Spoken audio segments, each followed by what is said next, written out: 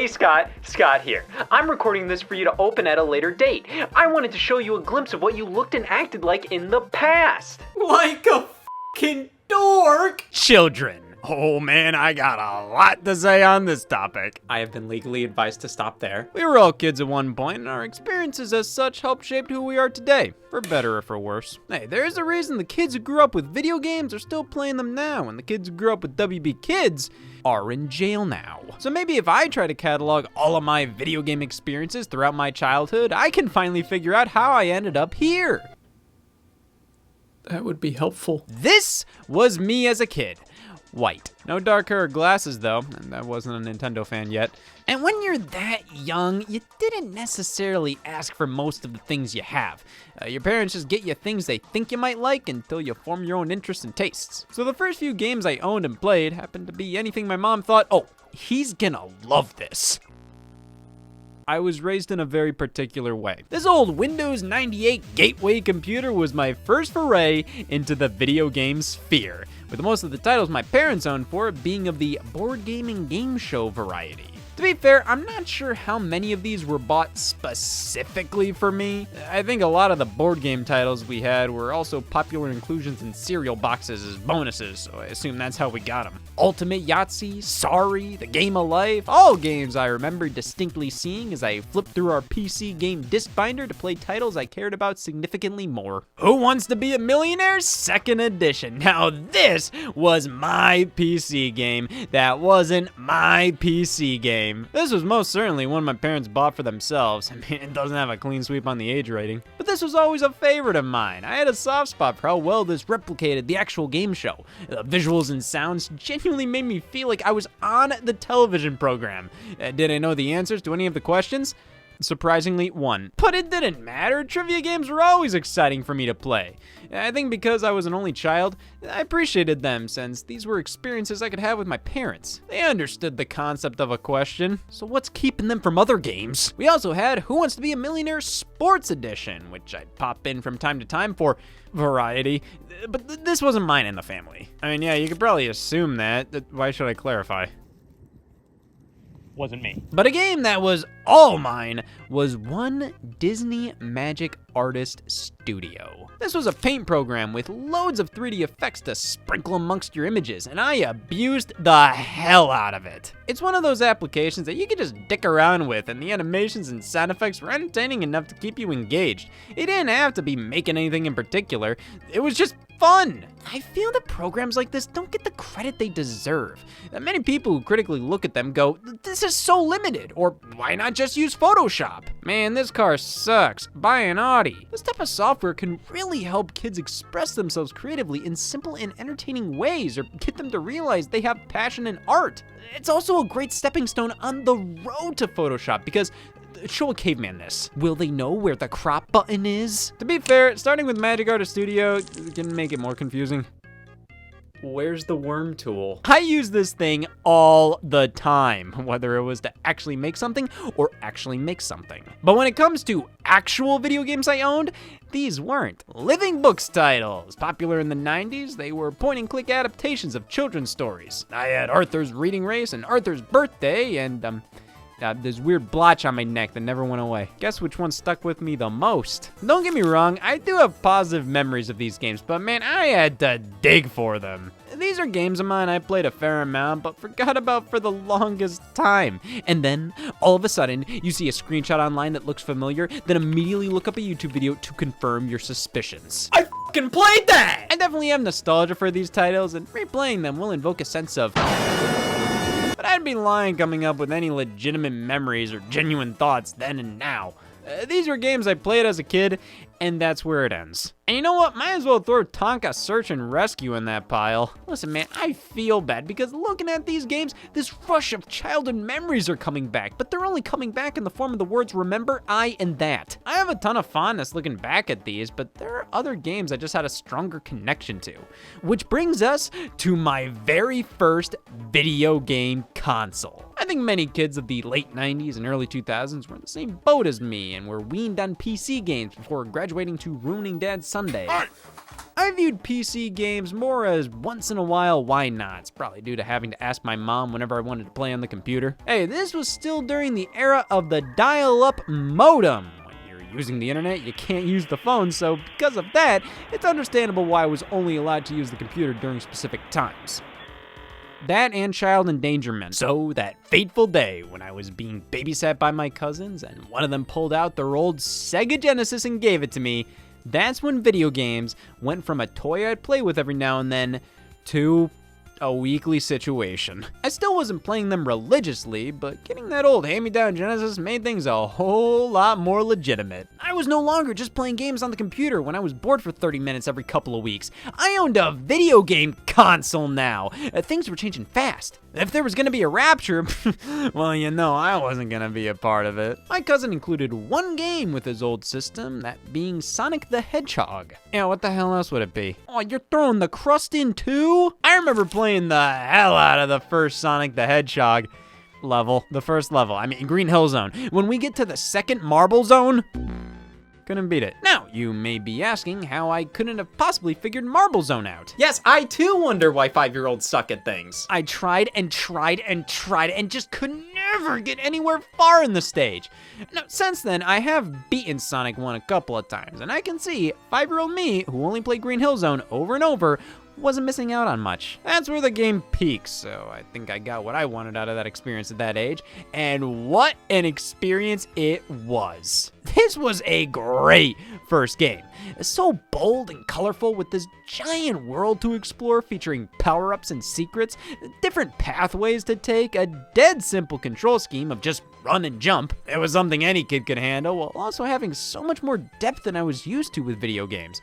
Collecting 50 rings, making your way to the end of the stage and seeing that massive rotating ring, it was incredible. Then you try jumping it and you're brought to my first encounter with epilepsy. Everyone remembers their first. This was so awesome. I may not have gotten far in it as a kid, but sometimes that doesn't matter. What really matters is what you personally got out of something, especially when you're younger. So who cared if I didn't beat Sonic 1? I was doing more important things, like moving on to Sonic 2. A very distinct memory of mine is coming home from dinner with my parents and grandparents, but stopping at a record store on the way back that happened to have old video games. I could finally get more stuff from my Sega. Compared to the loose cartridge I got from my cousin, these had the whole protective cases and everything, which was awesome. I could finally spill my pudding and eggs and pasta salad and bleed all over my games and no harm, no foul. I saw Sonic 2. I had to get Sonic 2, considering Sonic 1 was one of the only video games I knew of at that moment. But my mom said I could pick up one other title, and I had to decide between Ms. Pac-Man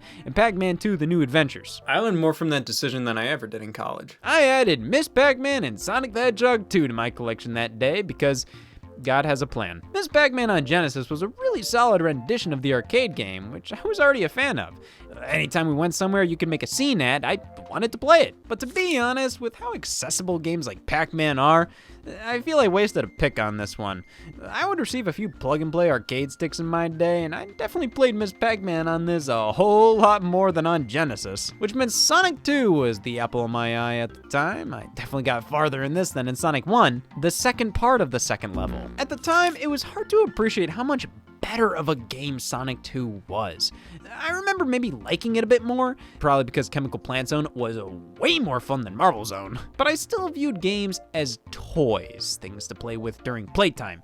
Sonic 1 and Sonic 2 to me were like two dolls that were pretty much the same, so you just kind of stick your hand in the toy box and whatever you pull out, that's what you're playing today. Except one is on fire. And that was it for my Sega Genesis experiences as a kid.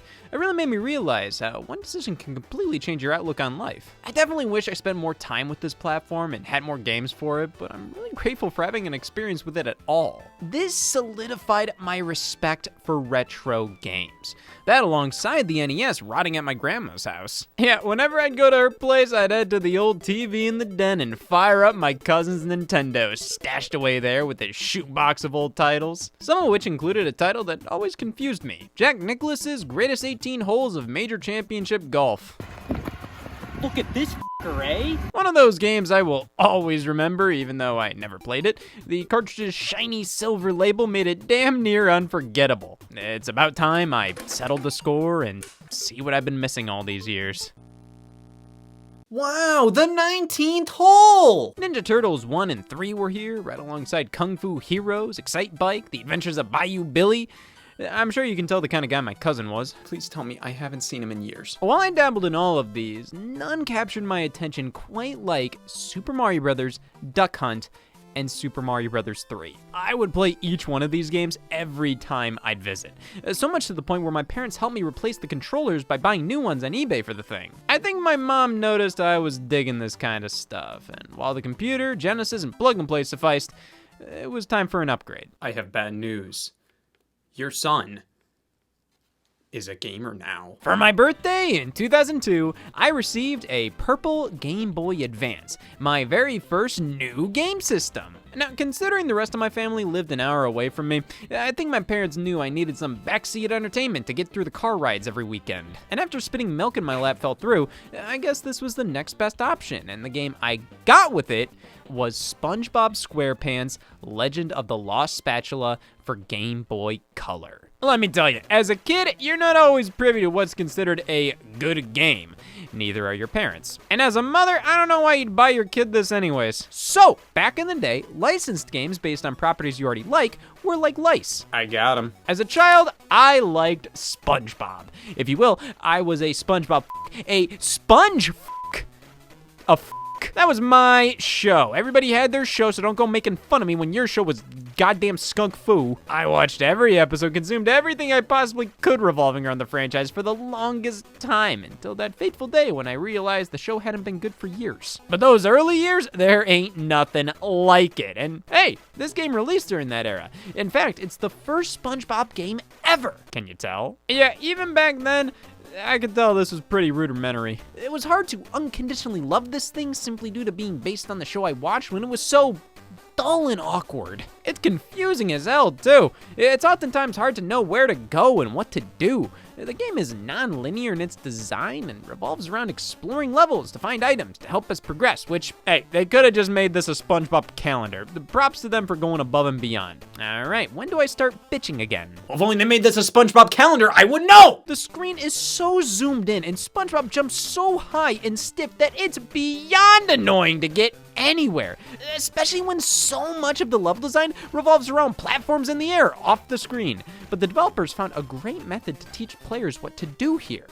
They put various enemies in line with your jumping height off screen. That'll teach you to play our game. I never got far in this one as a kid. I honestly would only play it to mess around in some of the levels, maybe look at the main menu since it reminded me of the show. I may have played this a lot back in the day, but by that I mean I let it happen to me. Just a crummy little kid's game, that's all this is. It isn't unacceptable or egregious, it's just completely worthless if you aren't a 6-year-old SpongeBob fan in 2001. I was 5 in 2002. Damn it! Pretty interesting experience getting a Game Boy Color game as my first game on Game Boy Advance. Actually, come to think of it, I might have played around with the aspect ratio stretching feature more than the actual game here. But that's all the more reason to get an actual Game Boy Advance game. And one of my next titles just so happened to be Frogger's Adventures Temple of the Frog. Strange this was one of my first GBA games, as I don't recall being much of a Frogger nut at that age, but hey, maybe I was a late bloomer. This era in gaming felt lucrative for these old school arcade mascots. I mean, simply judging by the fact this was one of my first games and considering how well it sold overall,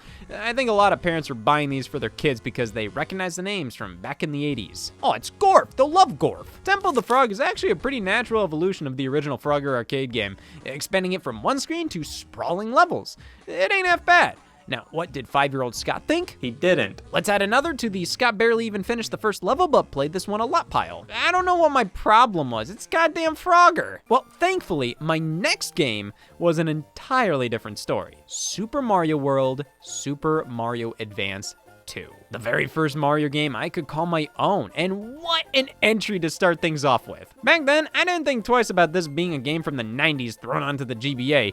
I just viewed it as a game. Well, why didn't I question the copyright date, or the back of the box here, or what the title meant?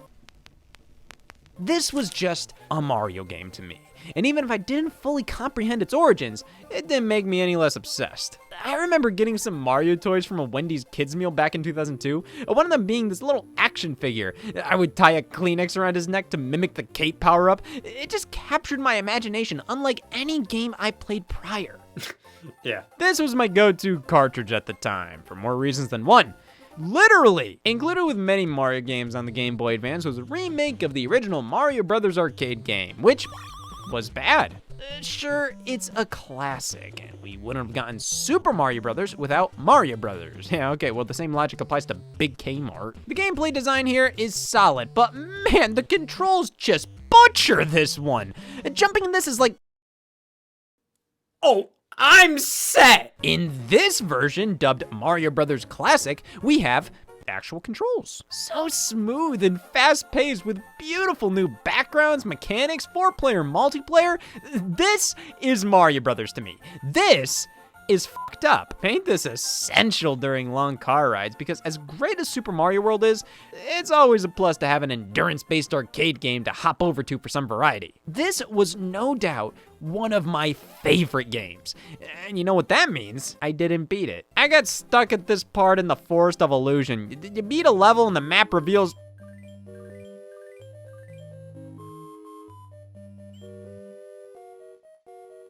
what the hell does that mean? I wouldn't say this made me a die-hard Mario fan, but it for sure put the franchise on the map for me and locked in one of the greatest games of all time as an integral part of my childhood. It's seriously validating to see something that you enjoyed as a kid actually turned out to be one of the all-time greats. What's next on the list? Oh, thank God! Just because I had a Game Boy now didn't mean I stopped tinkering with the PC. Over there, I had another licensed SpongeBob title, this one being Employee of the Month. Man, I played this one so many times. It's a point-and-click adventure game, though I think calling this an adventure is pushing it, as well as game. You point and click here. This is about as interactive as QuickBooks. But considering the target demographic for this, I'm stupid. it makes sense how simple, straightforward, and short this one is.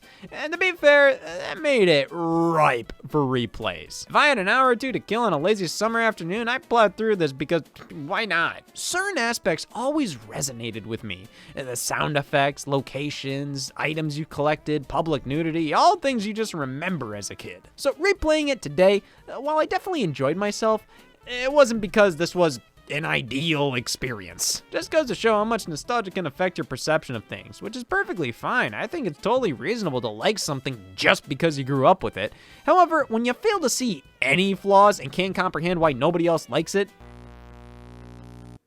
Well, that's because you're right. makes me scared to death to say anything bad about any horrible, stupid, fucking dumbass piece of garbage this game kind of game you might have grown up with. I don't want to offend you. Like, are there any defenders out there for Rugrats I Gotta Go Party, also known as Carpet Mice I Gotta Take a Mean Shit? This was another GBA game of mine based on yet another Nickelodeon property, and it's a party minigame collection. It's like watching food rot. Most of the minigames here are of the who gives a shit variety. In this game, we gotta pick the right thing.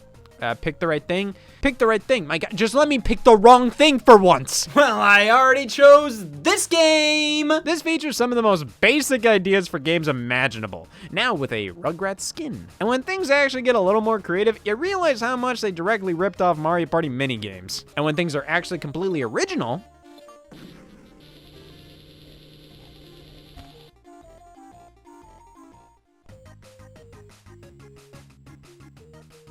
absolute time waster. That's all this was.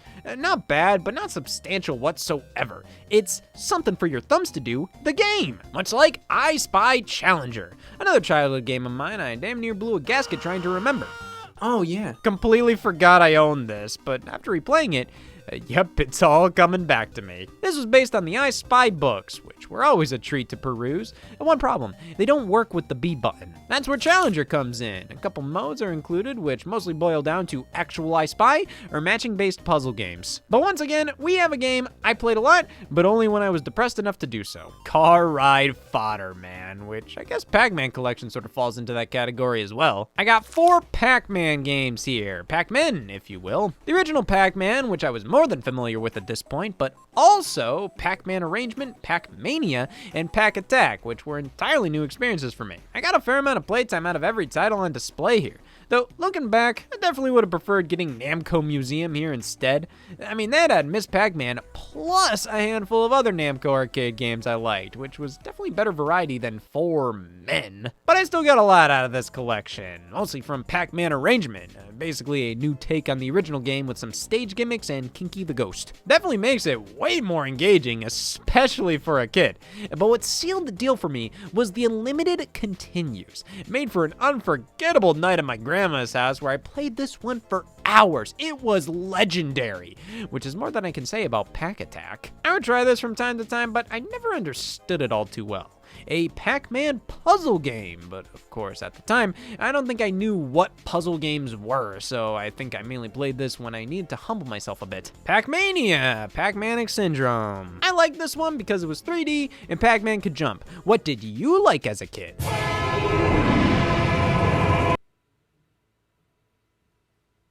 If we're talking Desert Island games again, would you? Jimmy Neutron versus Jimmy Negatron. Watch how you say that. This was a sequel to the game based on the original movie, Jimmy Neutron Boy Genius, though this one is based on the show titled The Adventures of Jimmy Neutron Boy Genius, which, based on all existing logos of this game, it is fair to consider this the official title, though official press releases refer to it otherwise. So what's the legal name for this game? Well, let's sue to find out.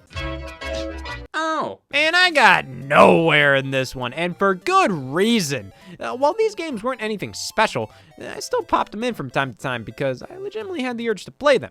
This game, I only ever really put in to see my Game Boy run a 3D looking thing. I would play for 10 minutes and then react accordingly. Wow, this looks cool. Other than that, I have genuinely no memories with this thing, which is insane. I mean, I remember more about the PC version of this game, which I didn't own. I just played the demo for it included with Employee of the Month. I honestly got a better Jimmy Neutron kick over there with that, plus Nickelodeon Toon Twister 3D. A little application with 3D models of Nickelodeon characters you can manipulate to create your own cartoon, and listen, this was a big deal for me back then. I could realize some of my wildest dreams with this thing. Hi there, Carl. I can't stop! Do you smell it? I loved fiddling around with this, kind of like how I felt with Disney Magic Artist Studio. Though this one, the joy came from creating the Rugrats episode I always wanted. Hi there, Carl!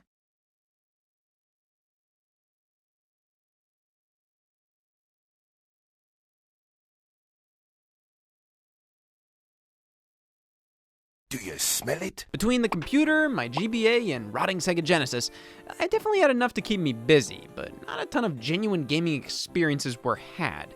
Outside of a few key titles, the kind of games I was playing. Is that pissing my pants, or am I just embarrassed? Thus, it was time for something new. For my birthday in 2003, I received a brand new home console, the Nintendo GameCube Platinum Edition. I had no goddamn clue what this was.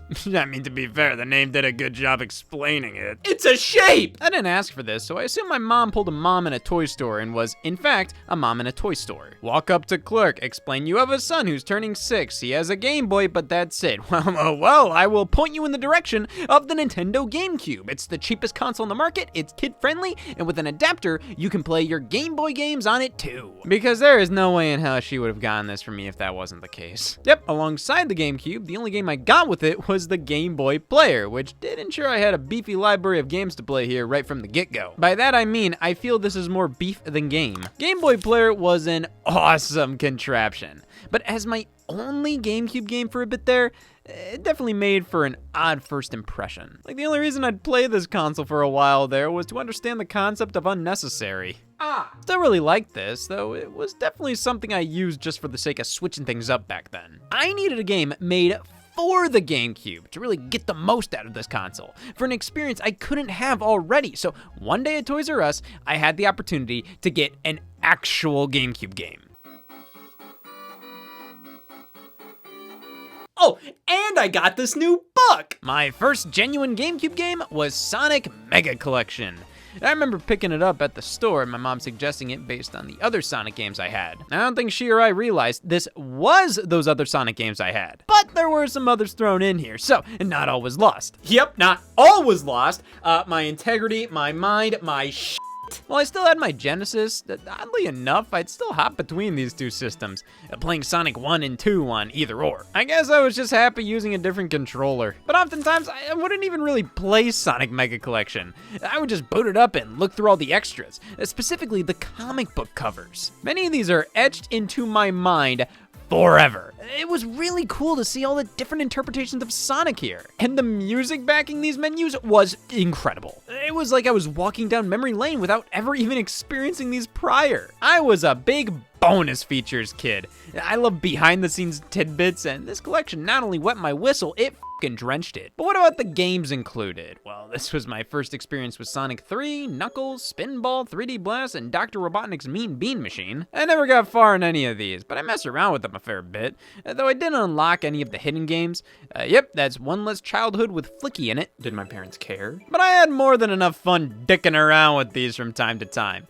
Though that's all I really did. I had no idea what I was doing in Spinball, 3D Blast, or Mean Bean Machine. Sonic and Knuckles I barely ever progressed in, and Sonic 3 I never beat the first level, so more often than not, I would head on over to the extras. The video section was cool. It made me realize there were actual video games available on this console. Whoa, 3D graphics! That Sonic Adventure 2 game promo looked incredible! So, when it was time for me to get a new GameCube game, I picked up, take a wild damn guess, SpongeBob SquarePants Battle for Bikini Bottom. Yet another licensed game. Yet another Nickelodeon game. Yet another SpongeBob game.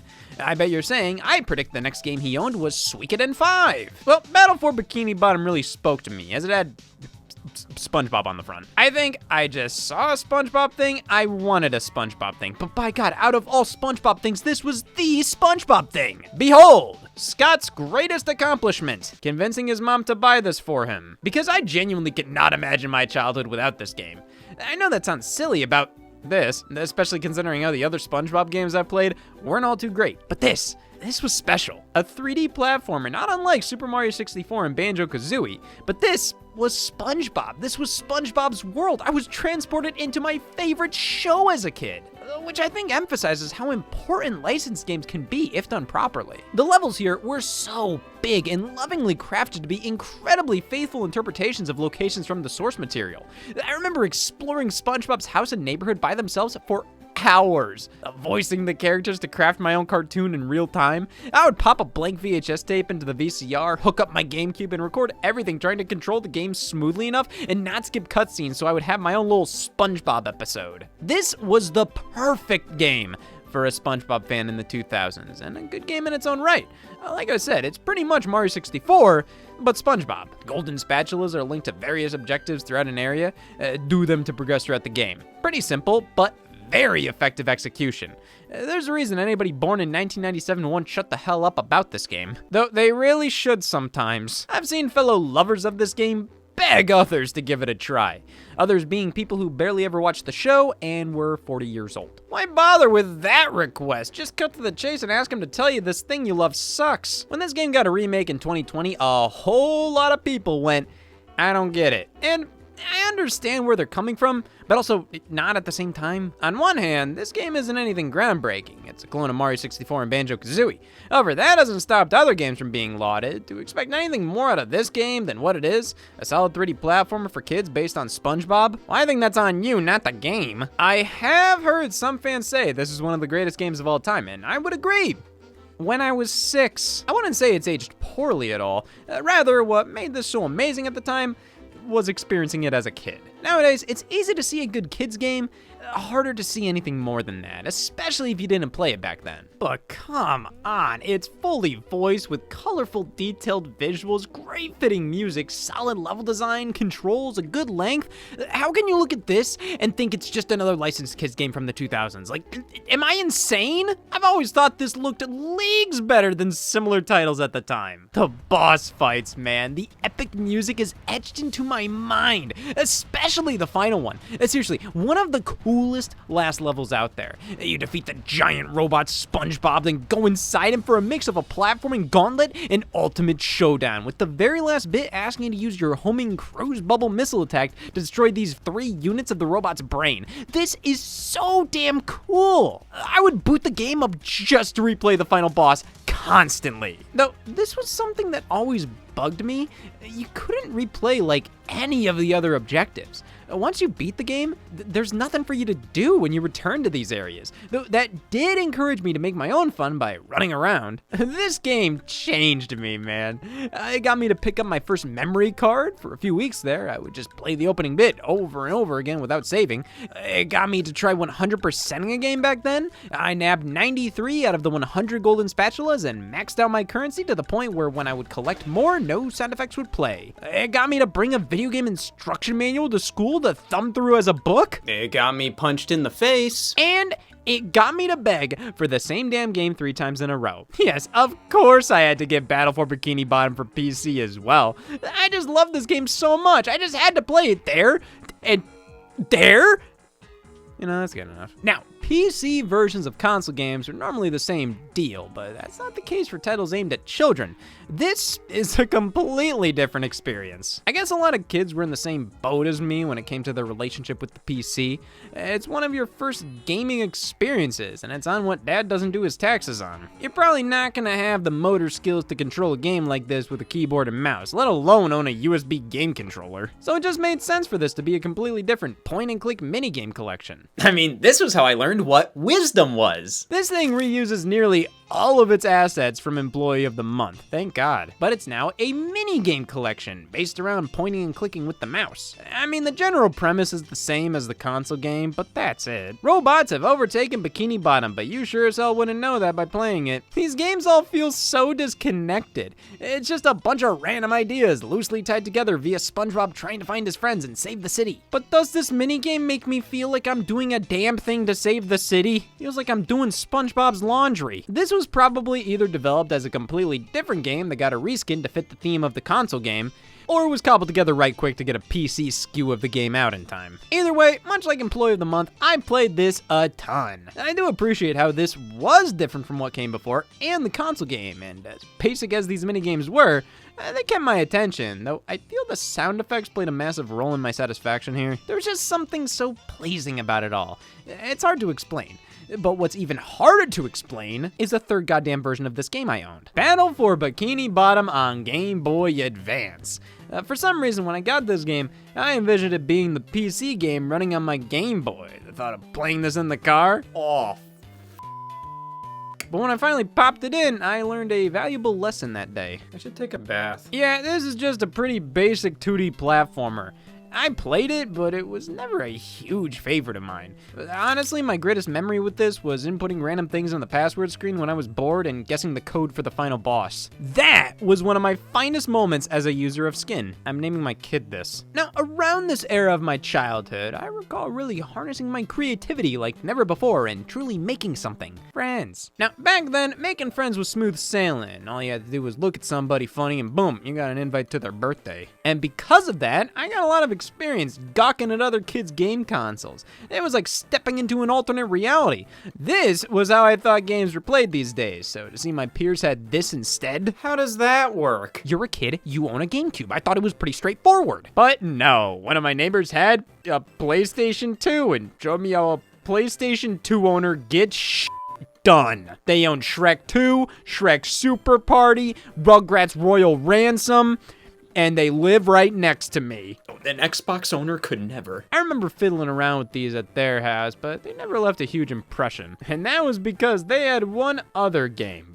Fucking Christ, Scott. Yes, a SpongeBob game I didn't own. Revenge of the Flying Dutchman. No joke, what sold me on this one was the fact it played the full intro to the show. They didn't alter a damn thing. It's ripped right from it. Battle for Bikini Bottom had a cover version of the theme playing during this basic-ass title screen, and from what I played, exploring Bikini Bottom was far more traditional in this game compared to Battle. That one had a bit of destruction caused by the robot outbreak, so what really appealed to me about Revenge of the Flying Dutchman was that it felt like the most true-to-form interpretation of the series. It had the opening, it had the default world. Oh, I really wanted this one for myself. But I guess around this time, the console version was a bit too old to actively find at retailers.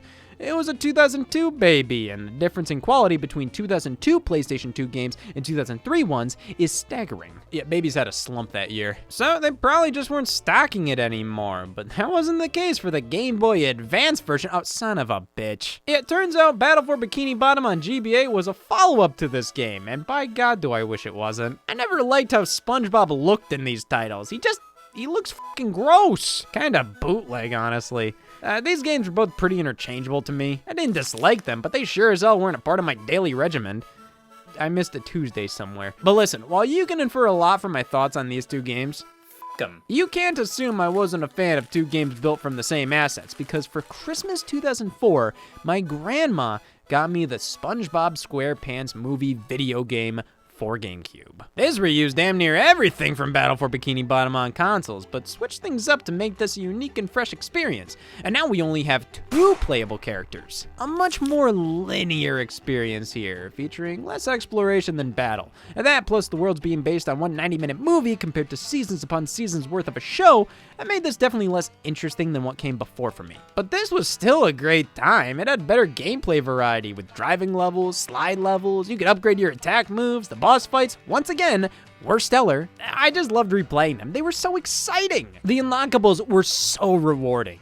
Like, damn, I earned this. And I think the atmosphere throughout is phenomenal. The ice cream parlor, the rocky desert side, the apocalyptic Bikini Bottom, this trench. I mean, I have never gotten my trench fix like I do from this game. I definitely played Battle for Bikini Bottom more, but it was probably like 60-40. I think the movie game was fun to play as a straightforward video game with cool levels and platforming challenges, but Battle was definitely a better, more fleshed out package overall. I mean, so much of the movie game's content is padded out with repeat what you just did, but now go through rings. But as a kid, this stuff never fazed me. Then next year for my birthday, I finally got a Game Boy Advance game I didn't have to create a PowerPoint to justify. Yoshi's Island Super Mario Advance 3. Yeah, it's about time I got another actual video game, and it was quite a fitting one considering my history with Super Mario World. And man, never before had I played a game so lively. As much as I loved Mario World, this is the most video game-ass video game. You ain't fooling anybody here. It's real. Yoshi's Island feels like you're peering into another dimension where all of this is going on. How the enemies move, how you can interact with the environment, the animations and character voices. It all came together to create a game unlike anything I had ever played before, yet all while feeling like a natural follow-up to Super Mario World. I was pretty damn happy with these two as my Mario games on the handheld, though I do wish I had the others as well, especially Super Mario Advance 4, Super Mario Bros. 3. When I saw that game was a thing, this was when I was starting to put 2 and 2 together. Oh, that's the game I play at my grandma's! I think I was finally starting to get a clue on how these video games worked, so naturally, I became far more reasonable with the games I asked for. Eventually, the SpongeBob movie game for Game Boy Advance. Another birthday present in 05. Listen, all I remember about this one was that it wasn't too bad. It was actually a pretty quality time. Quality enough to remember anything about this game? What game? I don't know. This one just didn't stick with me as much, even though at the time, I could tell how much better this was than the previous GBA games. I think I was just growing up. I wasn't as enthusiastic about something just because it had SpongeBob on it. I was forming more of my own opinions, my own tastes, and no time was that more apparent than when I finally found this piece of shit.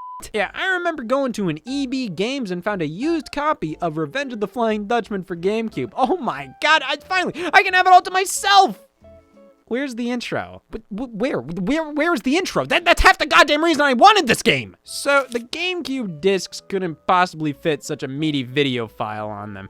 I mean, 45 seconds of footage? Nah, man, have you seen this game? We can't fit that. It's already bursting at the seams. Revenge of the Flying Dutchman is one of the emptiest feeling games I've ever played. Every area feels like an ominous ghost town. Oftentimes, there's no music. All you hear is the ambience of the ocean floor, and it's honestly creepy. But when there is music, it's linked to one of the 4 costumes you can wear, not the area you're in. So it's like, oh yeah, the entire world is crumbling around me and death is imminent.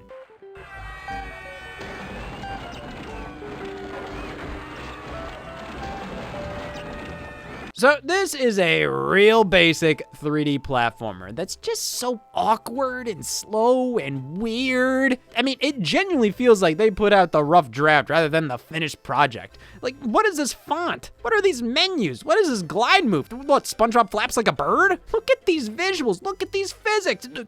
Oh my God, I finally figured it out. This is what a bad video game is. I spent goddamn hours as a kid delivering food in downtown Bikini Bottom where every street looks the same and you get exact addresses you have to find yourself. Like, dude, the target demographic for your game is womb fresh. They're not gonna want this, nor do they understand it. The rest of the game is so unremarkable, it's honestly remarkable. Most people at this point would throw in the towel. They'd say, yep, this game is bad. I'm not wasting my time on it. Yeah, I played this one a lot, right after I gained standards too. I knew this game was junk at the time, but there was something about it that just drew me back to it time and time again. Just kind of that comfort food guilty pleasure of mine. I think I was just always entranced by this game's early GameCube and PS2 energy. Its unintentional, strange, ominous feeling. While it wasn't good, it also wasn't unplayable, and I would pop it in more often than I'd care to admit. But my God, did owning this make me envious of PS2 owners. I mean, you compare the two here, and I was coming out looking rough. Now, that would be the last thing I would say out loud. Well, then I better get started. And I think that was because I was coming down with that console war fever. You're gonna defend your thing because the idea of you having the inferior thing? Wow, Mr. Negative over here. I'm not being negative, I just own a GameCube. As much as I would scoff at my friend's PlayStation 2s, I was secretly very envious. And that envy bubbled up so much that it had to be released. And with my next hand-me-down get, it did exactly that. Turned out that was an ulcer. One of my other cousins ended up giving me his PlayStation 1 alongside 2 discs, Gran Turismo 2, disc 1, and Rascal demo. Well, damn, why did my cousin stop there? He could have thrown in a bloody nose. Suffice to say, I didn't use my PS1 much. I messed around with playing audio CDs on it.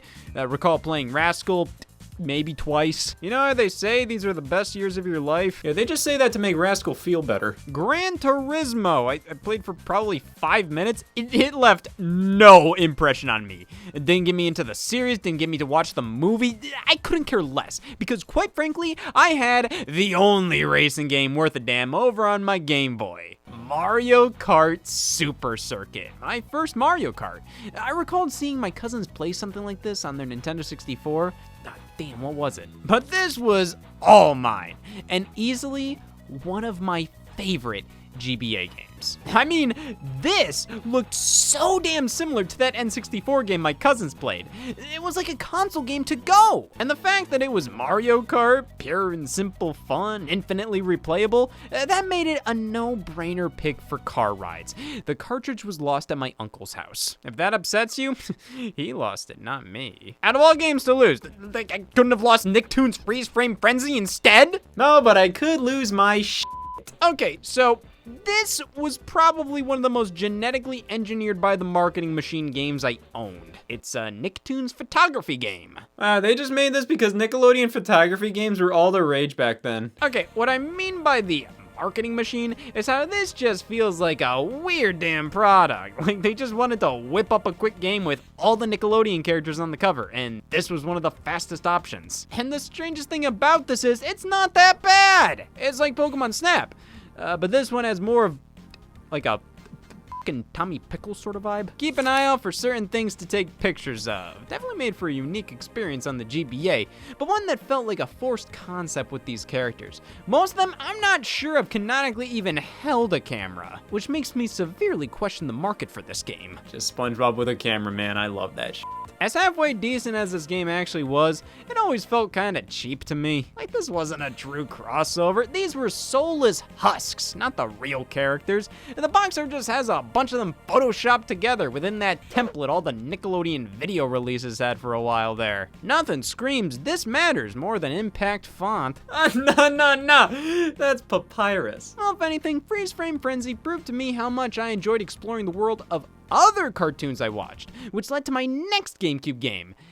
We'll talk about this one next, how about that? The Fairly Odd Parents Breaking the Rules. One of my other favorite shows on Nickelodeon, though I remember watching it more often than not just because it was on, not because I desperately needed to catch every episode. But I still enjoyed it quite a bit, enough to warrant owning a video game based on the property, obviously. And this, it adequately did the job it needed to do. Now, does that make it a good video game? Well, I did my job today. Does that make me a good person? Listen, I loved the variety of locations in this game, all based on episodes from the show, but the core gameplay here was just a typical 3D platformer that honestly was a bit more boring than fun most of the time. It wasn't bad, just pretty damn basic and bland. And the only thing that sets this apart from any other kids game was the fact this was the Fairly Odd Parents, and hey, it did that aspect fairly well. They converted one of the flattest fucking cartoons I've ever seen into a fully 3D world, and nearly every review I've seen of this game commented on how they could have done this better. Man, the first wheel is pretty rough. Let me tell you how I would have done it. Considering this was 2003 and they had to turn this into a 3D model,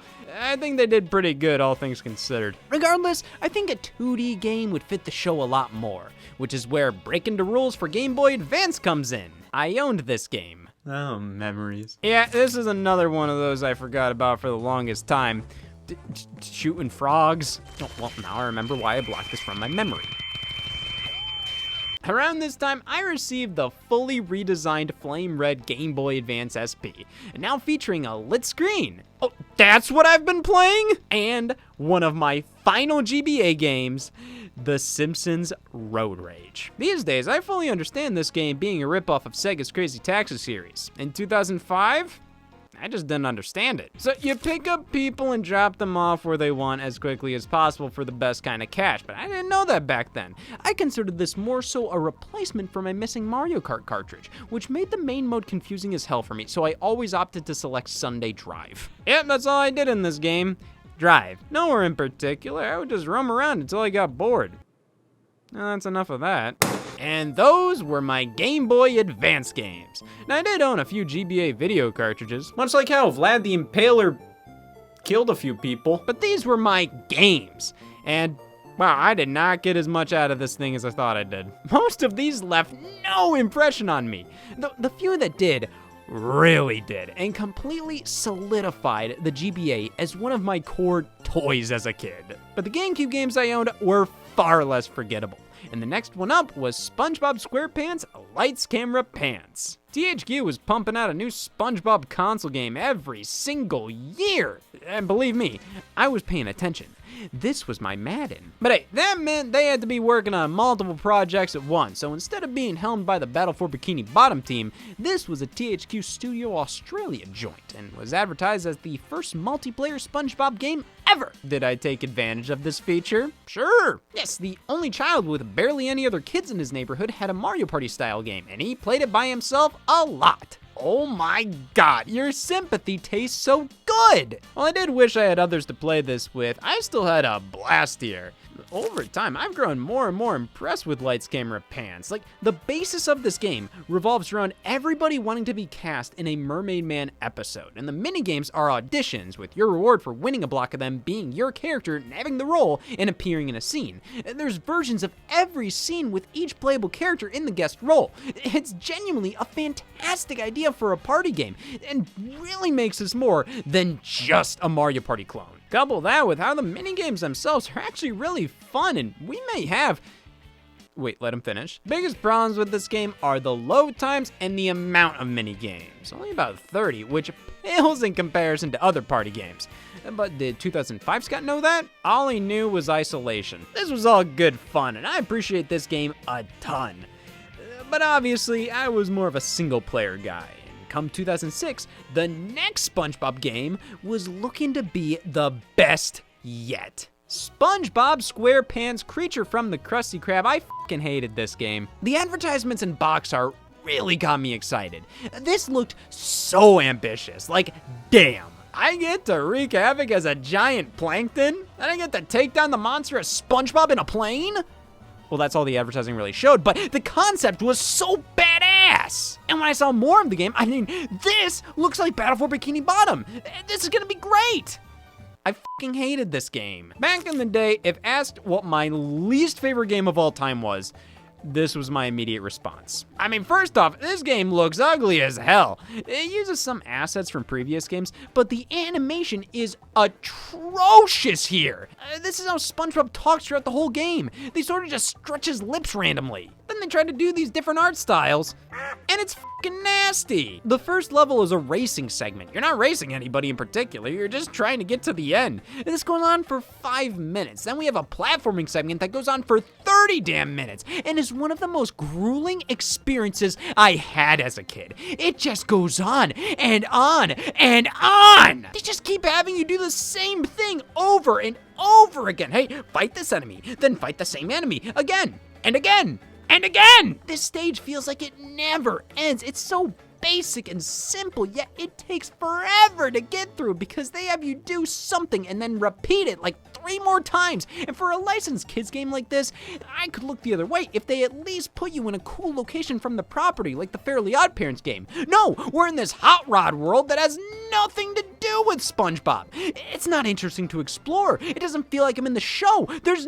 nothing satisfying here. Doesn't help the controls are way floatier and less responsive than Battle for Bikini Bottom. They aren't bad, but they don't feel as tactile.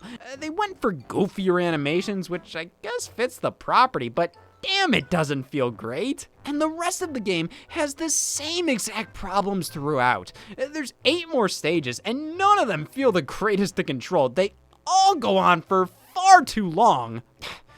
This game genuinely frustrated the hell out of me back then, and especially now.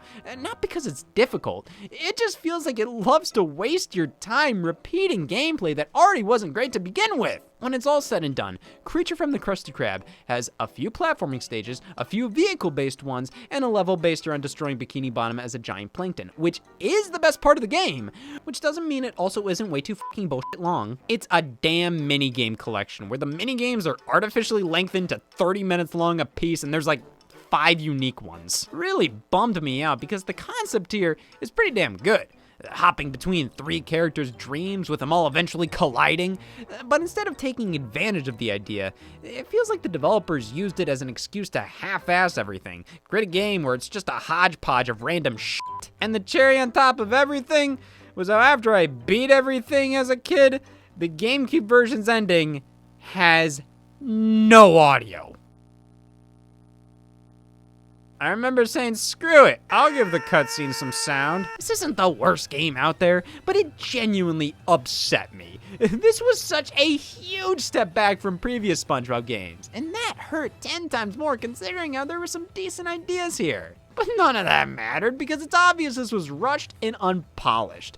All definitely just to meet the Wii's launch in 2006. Apparently Nintendo approached THQ about a SpongeBob game for the platform, so they went to the developer of Breakin' Da Rules to do it. Why? I liked Breakin' Da Rules, but I wouldn't trust my firstborn with it. Well, this developer was obviously quite busy at the time because they also put out a sequel to Breakin' Da Rules in 2004, The Fairly OddParents Shadow Showdown, another one I owned. But to be honest, this just didn't leave the same impression the prior game did for me, which is unfortunate because I can tell this is a superior title. It's more fleshed out and polished, but I just wasn't as into this as the first one.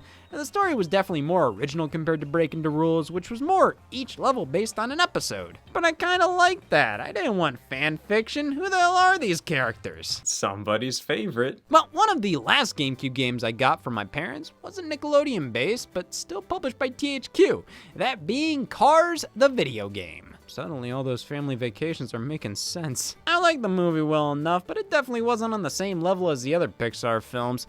I mean, it was 2 damn hours long, and for what? A race car that learns there's more to life than the big time? Honey, that isn't a film's plot, that's a haiku. Well, at least when it comes to the game, I wouldn't say I played it, more so used it. I don't think I completed a single thing here. I just like driving around the world. A distinct memory of mine was my mom coming in to watch me play this game and commenting how game's graphics have gotten crazy lately. To Cars the video game. I mean, sure, if you've never seen Orange Juice before, it's gonna catch you off guard. And yep, this was my core GameCube collection for a while there. I picked up a few more titles later down the line, but these made up the main lineup for me. Didn't think this would be a sob story now, did ya? Okay, so I hold the memories I experienced with these games close to my heart, but even I have to stand back and ask, what the hell was going on here? I definitely went too deep in my comfort zone with this library, picking games that look familiar rather than good. But most of these games still offered quality enough experiences. Most of them, most games, not bullshit. I never said bullshit. And I'm always going to look back at these fondly. Do I ever have to play them again? No. But I have so much respect for these games. They may not have been perfect, but they were integral to my childhood. I love playing these over and over again, just exploring the worlds I love to watch in movies and TV shows. They really helped to broaden my imagination in that way. It made me feel as if I was in my favorite cartoons. And that was something I wouldn't trade for the world. I gotta shut the f up sometimes. We've officially entered the intermission in my video gaming years. From 2006 to 2007, I was sort of just coasting along with what I had. That didn't mean I wasn't getting new games, rather I was getting them when I saw them at Big Lots or GameStop for like $5. Like Operation Krabby Patty and the SpongeBob movie on PC. These really weren't anything to write home about, especially Operation Krabby Patty. Well, outside of the cutscenes. No, where am I gonna get that kind of money? Prepare the bubble cannon, SpongeBob! They're after me money! I was at my cousin's house playing his PlayStation 2. I recall he had Need for Speed Most Wanted, which was fun, but I was absolutely drawn to Pac-Man World 2. So much so that when I told him I owned a PlayStation 1, he lent me the game, assuming it would work on the thing. Got my cousin quality's going downhill. No matter how hard I tried, I wasn't getting any use out of this damn PS1. And believe me, I tried. And in no time did I try harder than when I got my one and only PlayStation game as a gift. Now, you may be asking, what game might that be? Well, there's only one SpongeBob game on it. SpongeBob SquarePants Super Sponge. This was not only a birthday present, but one from a friend. And when you get a video game from somebody other than your parents, I mean, that's a big deal. I remember seeing a friend have this game over at their house and really wanted it, considering I actually had a PS1.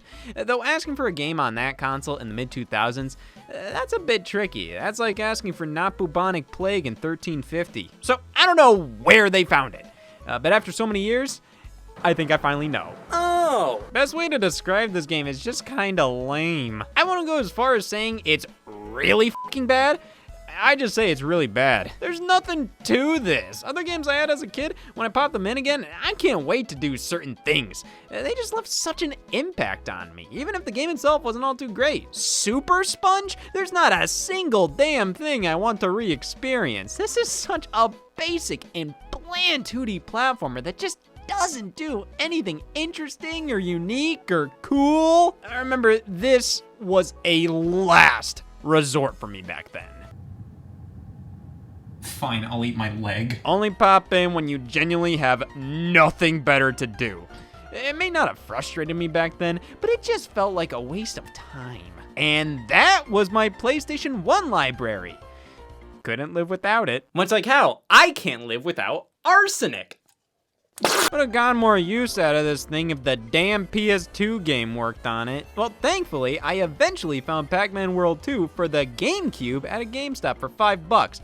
Finally, no need for my cousin anymore. This game just made me happy. I never got far in it, but that's not what it was about. It was about the bouncy, jolly-ass atmosphere. The controls were just plain fun to use, and it was simply well designed. I always considered this to be a solid evolution of the original Pac-Man. If you had to turn this into a big 3D platforming world, this is how you do it. I can pop this in whenever and have a grand old time, and because of that, I do question why I never got far here. I really only ever played a bit past the first boss. I think a good chunk of my memories came from playing it over at my cousin's. Then when I got it for myself, I think most of the satisfaction came from me finally owning it rather than, oh yeah, this is all I'm gonna fucking do from now on. With that being said, I will always have a soft spot for Pac-Man World 2. Whatever this game would do, you know I'd support it. Damn it. Now, something I had always wanted to dabble in was the fabled game trade. Your friend has a game, you have a friend, and you agree to swap games. I wanted this so bad, I practically begged one of my friends to do it. He owned Mario Kart Double Dash, which we played a ton during sleepovers. I adored what I played, especially the battle mode. I was desperate to own that myself, but he refused to trade it with me. Hell, not even let me buy it off of him because he didn't want any of my games. Why? But one game he was willing to part with for a crisp $10 was Super Mario Sunshine. You know, I was excited before realizing one of the games he owned at the time was Nicktoons Battle for Volcano Island. Why did he want to get rid of this one? Maybe it's because Mario Sunshine is a bit of an acquired taste, like wine or benzene. I really wanted this because I loved the Mario games on the NES, my Game Boy. I recall trying out a Super Mario game on Nintendo 64 I liked. Damn it, I'm bad with names. And I was getting pretty tired of not having any actual video games for my GameCube. Hell, even Pac-Man World 2. Nowadays, if you bring up how you like that game, why even bother? Just say you were born in 1997. That's just as effective. It's like you'd only care about the games I owned if you were a genuine child in that era. And I was ready to experience a real game. Mario Sunshine was another I didn't get too awful far in, but I still loved what I played. Much like Pac-Man World 2, it was just plain fun to control. Using FLUDD to clean up all the sludge was so satisfying. Jumping about and running around felt good. And thankfully, I didn't get far enough in here to realize why Mario Sunshine is an acquired taste. Yeah, that's not great. But this proved to me I was missing out on a ton with the lifestyle I chose for myself. There's a world beyond licensed games, you know? And if it's half the quality of Super Mario Sunshine, well, that's a world worth living in. And I think the game I didn't have that sounded the most appealing to me was Grand Theft Auto. The concept behind being able to do whatever you want in this giant, realistic city boggled my mind. I viewed this as the game to end all games. Why would you play anything else? I don't know. Listen, man, I'm not even sure what my parents' stance on M-rated games were because I was too goddamn scared to ask. I knew this stuff wasn't for me. I knew I couldn't buy these myself without the cashier fucking exploding. I don't know. I didn't want to risk it. I never asked for anything like this because I just always assumed the answer would have been no. Which is why, one day at GameStop, I picked up 2 used GameCube games. One specifically to scratch that GTA itch, The Simpsons Hit and Run. Rated T for Thank God I'm 9. While Road Rage copied Crazy Taxi, Hit and Run copied GTA. It's pretty wild how all Simpsons games that released in this generation were blatant ripoffs of other titles. But that didn't make Hit and Run a bad game.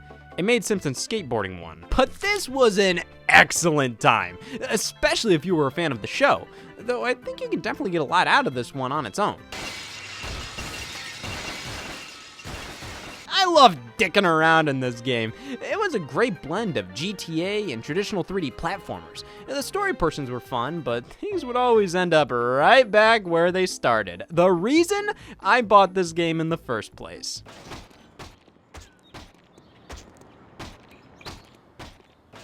I'm home. Now you may be asking what the other game I bought at GameStop was. I am too. Harry Potter Quidditch World Cup. It was the cheapest game available. I watched 3 of the movies. Sure, I popped it in once. I don't even think I got past the main menu. That was my GameCube library. By the year 2007, I could tell my current roster of game consoles was losing their luster. During one of the fabled Mario Kart Double Dash sleepovers, one of my friends whipped out their Nintendo DS with Cars the video game in tow. I was awestruck at the size of the game cards and how the visuals were far more advanced than anything I saw on the GBA. This was like the fanciest game system I had ever seen. It looked so premium with its 2 screens, touch input, 3D visuals. The games came in a plastic case. You could choke on the cartridges. They couldn't do that on Genesis, damn it. Soon after, everywhere I looked, everybody had a DS. Kids using PictoChat, sending messages, raising dogs, doing all kinds of things I thought wasn't even remotely possible on the go. What? For my 10th birthday in June of 2007, I got a white Nintendo DS Lite and Nintendogs Labs and Friends. I remember this was one of those birthday gifts you knew you were getting before you got it. I went to the store with my parents and pointed out the exact things I wanted. That might have taken away from some excitement, but at least we didn't have a situation on our hands. He said he wanted a DS. The Nintendo DS Lite was the first game system I owned where I truly felt passionate about it in the moment. The GBA and GameCube, I loved these things to death, but at the time, they were just the game systems I happened to own. The DS, I actively seeked out. I wanted this thing, damn it, and oddly enough, I think PictoChat had a lot to do with that. To be honest, I didn't really use this to send messages to other DS users, but that's not why I wanted to use it. I used it to create crude flipbook animations, and that's the story I'm sticking to. But Nintendogs was the true standout here. And honestly, I couldn't think of a better way to show off the handheld. The bubble blower toy. If you know, you know. Right? I wasn't very imaginative here and only had 2 dogs, both based off of the dogs my family already had. Both were black labs. So I may not have pushed Nintendogs to the limits of what it could do, but that's not the point of these types of games. These were my E-dogs, and I raised them how I wanted to, damn it. Wrong. God, this was such a magical and addicting game back then. And nowadays, there's not really much reason to go back. It just doesn't feel like there's enough content to keep me engaged outside of a quick nostalgia trip here and there. But hey, that's no problem, because I think Nintendogs did its job and then some during its prime. It earned a well-deserved rest. That's code for I never need to play this ever again. But damn, what an introduction! I was in love with the DS. It was so cool! I just had to get something else for it. Oh my god. Something! It was a summer afternoon. We were in a Walmart with my grandpa, and I walked through the video game section, noticing something, frankly, unbelievable. Nintendo DS browser. Holy shit. That's a web page! I can surf the web on my DS for only the exact amount of money I had in my wallet at that exact moment after saving up for months? Well, this must be destiny because I have exactly that! Yeah, I immediately bought this, but could you blame me? I always wanted a laptop to be able to use the computer wherever I please. I was begging my parents for a netbook. I saw those were damn cheap, but turns out I didn't need to beg for that. All I needed was my DS and a good sense of humor. I did not understand the concept of Wi-Fi back then. Hell, we didn't even have it. So this was literally useless. I played it all the time. I was desperate for it to work. I would pop it in just praying for something to magically happen, fiddling around with the settings constantly. I mean, it was kind of cool to have an interface like this on the DS. It at least sort of felt like I had a computer on the go. That didn't work, but still! Yeah, I was pretty damn bummed about this. One of my first full-priced games I bought myself. A goddamn web browser I was never able to use. I can't wait to tear into this one on my deathbed. Thankfully, a few months later, I rectified that poor choice with just a choice. My next DS game was Looney Tunes Duck Amuck. All right, so I think I remember seeing this advertised alongside this big Looney Tunes console game in 2007, Acme Arsenal. Really strange how this uses the same, somewhat darker style when this is anything but. Back in the day, I was a connoisseur of classic animation, specifically the old Warner Brothers stuff. You had the TV channel Boomerang, which would play all the content Cartoon Network was too cool to air anymore. Why? Listen, I will never act like a lot of this stuff was all too great, but I always had a soft spot for retro media like this. It was always really comforting. I loved the history behind it all, and the Boomerang TV channel itself was so reliable. It played the same damn things over and over again, had no commercials, yet played the same "you're watching Boomerang" spots constantly in place of ad breaks. And because it was more of a specialty channel available on certain cable packages and my dad constantly swapped providers to get a better deal, I'd have access to Boomerang and then I wouldn't. And then a year later I'd get it again and lo and behold, it's playing the same old shit. I loved it. But my favorite programming on there was the classic Looney Tunes shorts. I adored these, and while that Acme Arsenal game looked kinda cool, I guess, it felt like it was trying too hard to be cool. Like it's Foghorn Leghorn with a fucking gun. Well, it's about damn time. Duck Amuck wasn't trying to be that. Rather, it was a faithful adaptation of the short, specifically the one it's named after, where an artist is dicking around with the duck. And quite frankly, this might be one of the most ingenious licensed games of all time. Just look at this box art. It's like, oh, you get to be that artist with the DS stylus. That's such a great idea. Listen, props to the developer WayForward for making this in the first place. It's such a cool concept, and it's chock full of voice acting and great animation. This genuinely feels like you're interacting with a Looney Tunes short. But this novelty only goes so far when the game itself is basically just a shallow minigame collection. And now to be fair, it's not like this doesn't make sense as a minigame collection. You're an artist putting Daffy Duck in silly scenarios and messing around with him. I don't think RTS was the right move. But it just doesn't make this a super compelling title outside of the well-executed premise. As a kid though, this was a cute time. I remember I showed this to my 3-year-old cousin who loved it. He would beg me to play the duck game again. I think that shows how this game, it did what it set out to do, and it was one I really appreciated. Now, Duck Amuck was a game I recall getting at a GameStop one day on a whim, something I just wanted in that moment. But the next DS title I got around this time was one of the first games my eyes were glued to from reveal to release. Geez, Scott, you exclaim, what game might that be? I'll give you a hint. Who gives a shit? The Simpsons game. This was actually a pretty hyped up release at the time. I mean, the title itself ignores the dozens of other Simpsons games asserting this is the Simpsons game. And I have the brown hair and glasses. EA put so much behind this one. I remember checking out the website multiple times a week, watching the new trailers. Most of the levels were parodies of other video games, so they released trailers for each of them as if they were actual standalone games, and I loved that. Plus, the game itself looked gorgeous. The cell shading really helped it stand out, especially compared to something like Hit and Run, which looked fine, but this, it was like you were transported into the show. And on top of that, many of the cutscenes were animated in 2D, just like the series. This was really damn cool at the time. I was so pumped. Definitely helped that 2007 was a big year for the Simpsons franchise with the movie releasing that summer. It made it so much easier to ask for the worst version of the game. Yeah, the only console I owned that this released on at the time was the DS. It felt like this game was taunting you if you bought it on any platform other than the Xbox 360, with each one getting different box art. I really like this, but it makes this one seem like the serious one, with the others being just a flat-out joke. Well, the DS version is a 2D platformer, though it retains full video cutscenes, which was awesome to have on a handheld. I remember actually watching these things at restaurants while waiting for our food. While you remember being socially acceptable. The cutscenes in the DS game were weird though.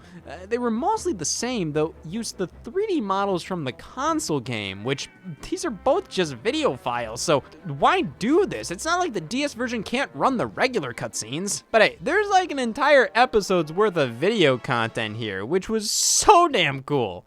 The game itself, I mean, I beat it back then, though I don't remember thinking it was all too special outside of the presentation. You just beat up enemies, use your character's unique abilities to cross a path or open one for your partner, then swap over to them, rinse and repeat. It's fine, just a little bland. Honestly, I think I powered through it mostly just to unlock all the cutscenes and extra items to use in the Nintendog spoof exclusive to this version. I enjoyed it, but I never really need to play it again. Around Christmas time in 07, I recall a commercial for Mario games popping up on TV. Probably for New Super Mario Brothers, or actually maybe Mario Party DS, I'm not sure. But that got my mom to ask me, hey, would you want something like that? Do I want something like that? Do pigs have organs? Man, I was ready for a new Mario experience, and I was hearing all kinds of things about all the amazing Mario games on the DS. And on Christmas Eve, I was allowed to open up one present early. I saw one with a familiar shape, ripped it open, and laid my eyes on my mom's gift for me. My next Mario game. My mom should do stand-up. Okay, well, this wasn't disappointing by any means, rather, just a bit confusing. Mario vs. Donkey Kong 2. I think the giant mini Mario on the front made this one stick out to my mom, just simply looking for a Mario game. And while I would have probably preferred some of the other options at the time, I'm thankful she picked this one for the opening alone. My word, this blew me away. Such a high quality cutscene across both screens. This was incredible. And the game itself was pretty fun and addictive. I thought the level editor was cool. I always loved the inclusion of that in a game. Though this was one of those that only made sense if you had a specific puzzle to create in mind rather than your stupid ass imagination coming to life. For that, I had Drawn to Life. This, oh boy, everything I always dreamed of right here. This is a very basic 2D platformer, but with the added gimmick of you drawing your own character, designing numerous elements of the world. This was awesome. Though you drawing all of this was actually key to the plot, it wasn't like you were making your own game, which kind of disappointed me. But that didn't stop me from lying to my friends on the bus. I drew myself as the character and passed it to somebody saying, "This is my game I made." I then continued to lie and say, "There's a power-up that can turn you into Super Scott." I took the DS, quickly drew a mask and cape onto him and gave it back. He then said, "Oh yeah, he's definitely faster now." Yeah, I wanted to reserve my place in hell early. Similar to the Simpsons game, there was another licensed DS title I had my eyes on, mainly because I didn't have any of the home consoles it released on. And that was 2007 SpongeBob game, Atlantis Square Panis. Yeah, no more GameCube, just strictly Wii and PlayStation 2, alongside GBA and DS versions as well. To be honest, I was starting to get out of my SpongeBob game phase at the time. Maybe that's because the show was starting to go downhill. Well, the games were as well. I don't know, but either way, I felt it was tradition at this point. This was the new SpongeBob game, I had to play it. So this was the final DS game I got that Christmas. I can't say the premise of the title intrigued me. This was just a tie-in with a 40-minute TV special, and a bad one at that. I didn't even like this episode. It was boring. The jokes were lame as hell. It felt like they came up with the title, felt it had to be a big episode, and just let it meander on without any direction or substance. I had to have the game. Atlantis Square Panis on DS was actually pretty damn impressive. I mean, it's basically a 3D platformer, which was really cool. This was the closest I got to something like Battle for Bikini Bottom on the go. Something I desperately wanted during the GBA days. Though, two things really held this one back for me. First off, the lack of voice acting, hardware limitations, and who gives a shit source material helped make this title feel pretty empty. The levels are all based on locations I couldn't care less about, and the layouts themselves, they're fine, but not really all too interesting to explore. Secondly, the character switching mechanic is probably this game's biggest setback. You always have a partner in the levels, and you can pick who you want to play as beforehand. But stages require a specific combo most of the time, and you can't change characters on the fly. You have to backtrack all the way to the beginning to select the character you need. It's dumb. We made it this far in humanity, and we're still f***ing up the Atlantis Square Panis character switch mechanic. I thought this was a neat little time waster. I appreciated the effort put into it, though it just didn't really grab me. But something that did grab me was a certain new game console at the time. Seriously, it won't let go. By 2007, it was everybody's civic duty to give a damn about owning a Wii. I remember using the internet to go down a Wikipedia rabbit hole, just clicking on every article for a movie or TV show or game that interested you. And that's where I saw the Atlantis Square Panis game was coming to something called a Wii. Later that Halloween, I went trick-or-treating with a friend who owned one and got my first experience with Wii Sports before I got my first experience with Big Hunk.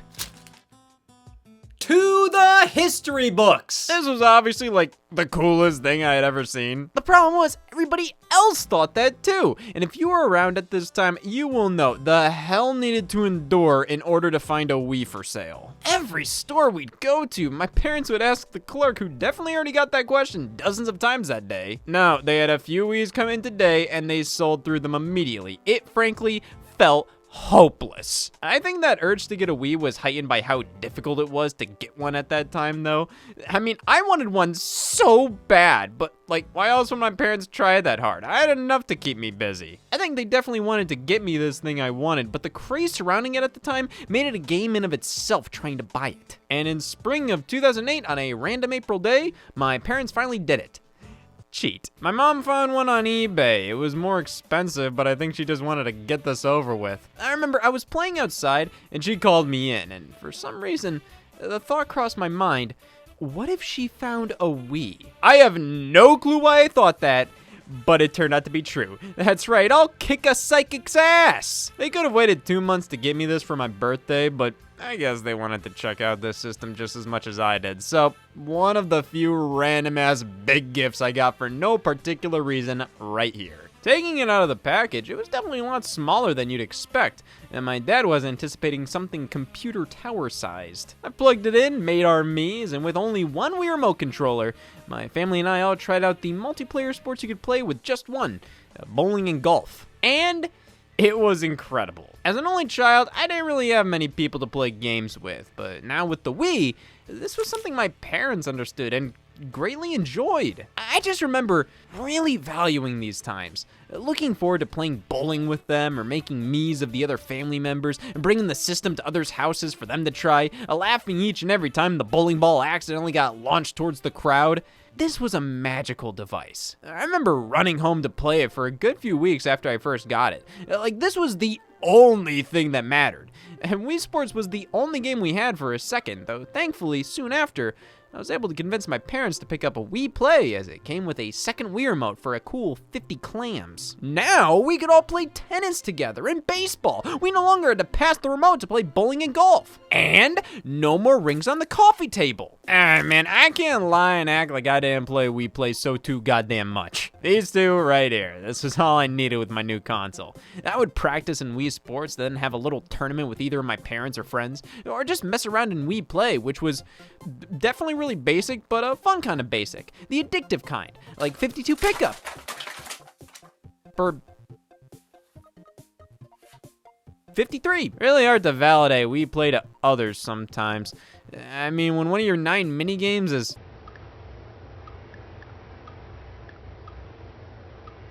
You played this as a kid? When I wasn't eating dog urine? Yes. But I viewed this as a go for the high score arcadey experience, and nabbing gold medals, seeing how long you can last. Of course, most of these were dead simple and fairly shallow, but I think that added to their charm and made for an effective introduction to the Wii. I love these two, and they were consistently played for the next few years. But I needed a big boy title for the Wii, and these were practically tech demos, so show me what you got. Enough. Sonic Riders Zero Gravity was my 11th birthday present. Only 10 more years. I think this was another March of the Minis situation. My mom saw this in the store and remembered how I liked the other Sonic games I played, so nabbed this without realizing how fucking dreadful this was. I don't blame her. I do that all the time. Oh, I didn't think it would be that bad. First impressions were unbelievable here, though. The CGI opening was unlike anything I had ever seen. Say what you will about Sega at this time, but they knew how to make a CG opening and survive. But soon after, it all went downhill for me. I just didn't know what the hell I was doing in this game. I was down for a Sonic racing game, especially with this crazy new controller, but the Sonic Riders games have always been... what the f***? Just far more technical than I was anticipating. I could never win here, and it confused me to no end. Most of the time, I would boot this game up, just watch the opening, and sit on the menu afterwards. I didn't understand this game, and to be quite honest, I still don't. And I know I haven't given this thing a fair shake and took the time to understand its quirks, but I'm getting older. Time is running out, and if I'm gonna spend my day either learning Sonic Riders Zero Gravity or going outside and making the most out of my life, I'm gonna eat fucking Cheetos, damn it. Well, the next game I picked up was the home console version of Atlantis Square Panis. Yes, now that I had a Wii, I could finally fulfill my destiny to play each of the yearly SpongeBob games.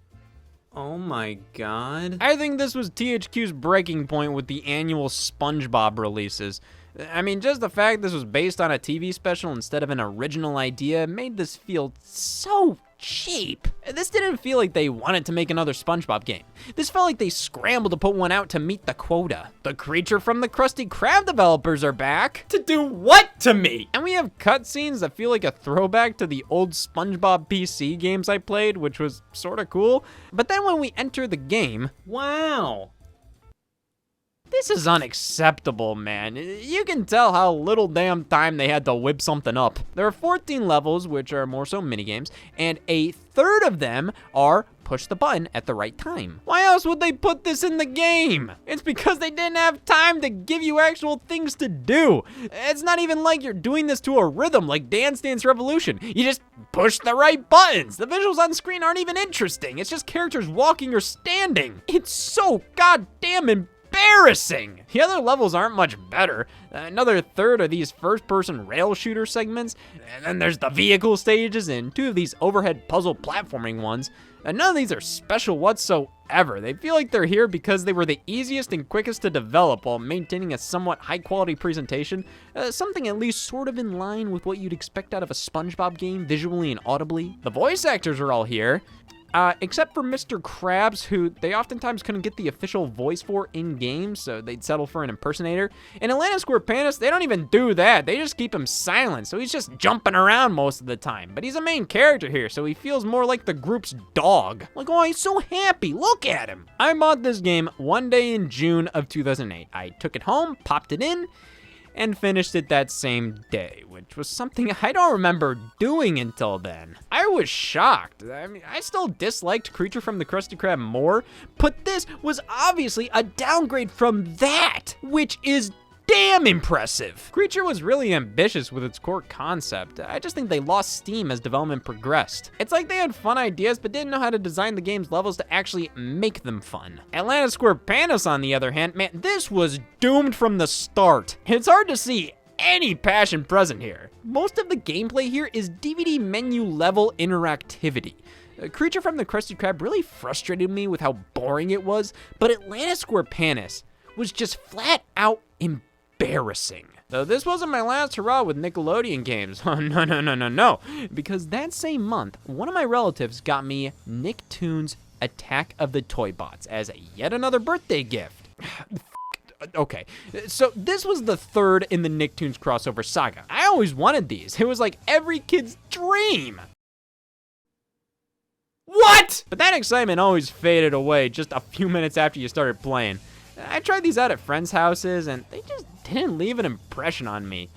But as a kid, I didn't think too deeply about it. I still wanted these games for the brand alone. And Attack of the Toy Bots was the first one I owned myself.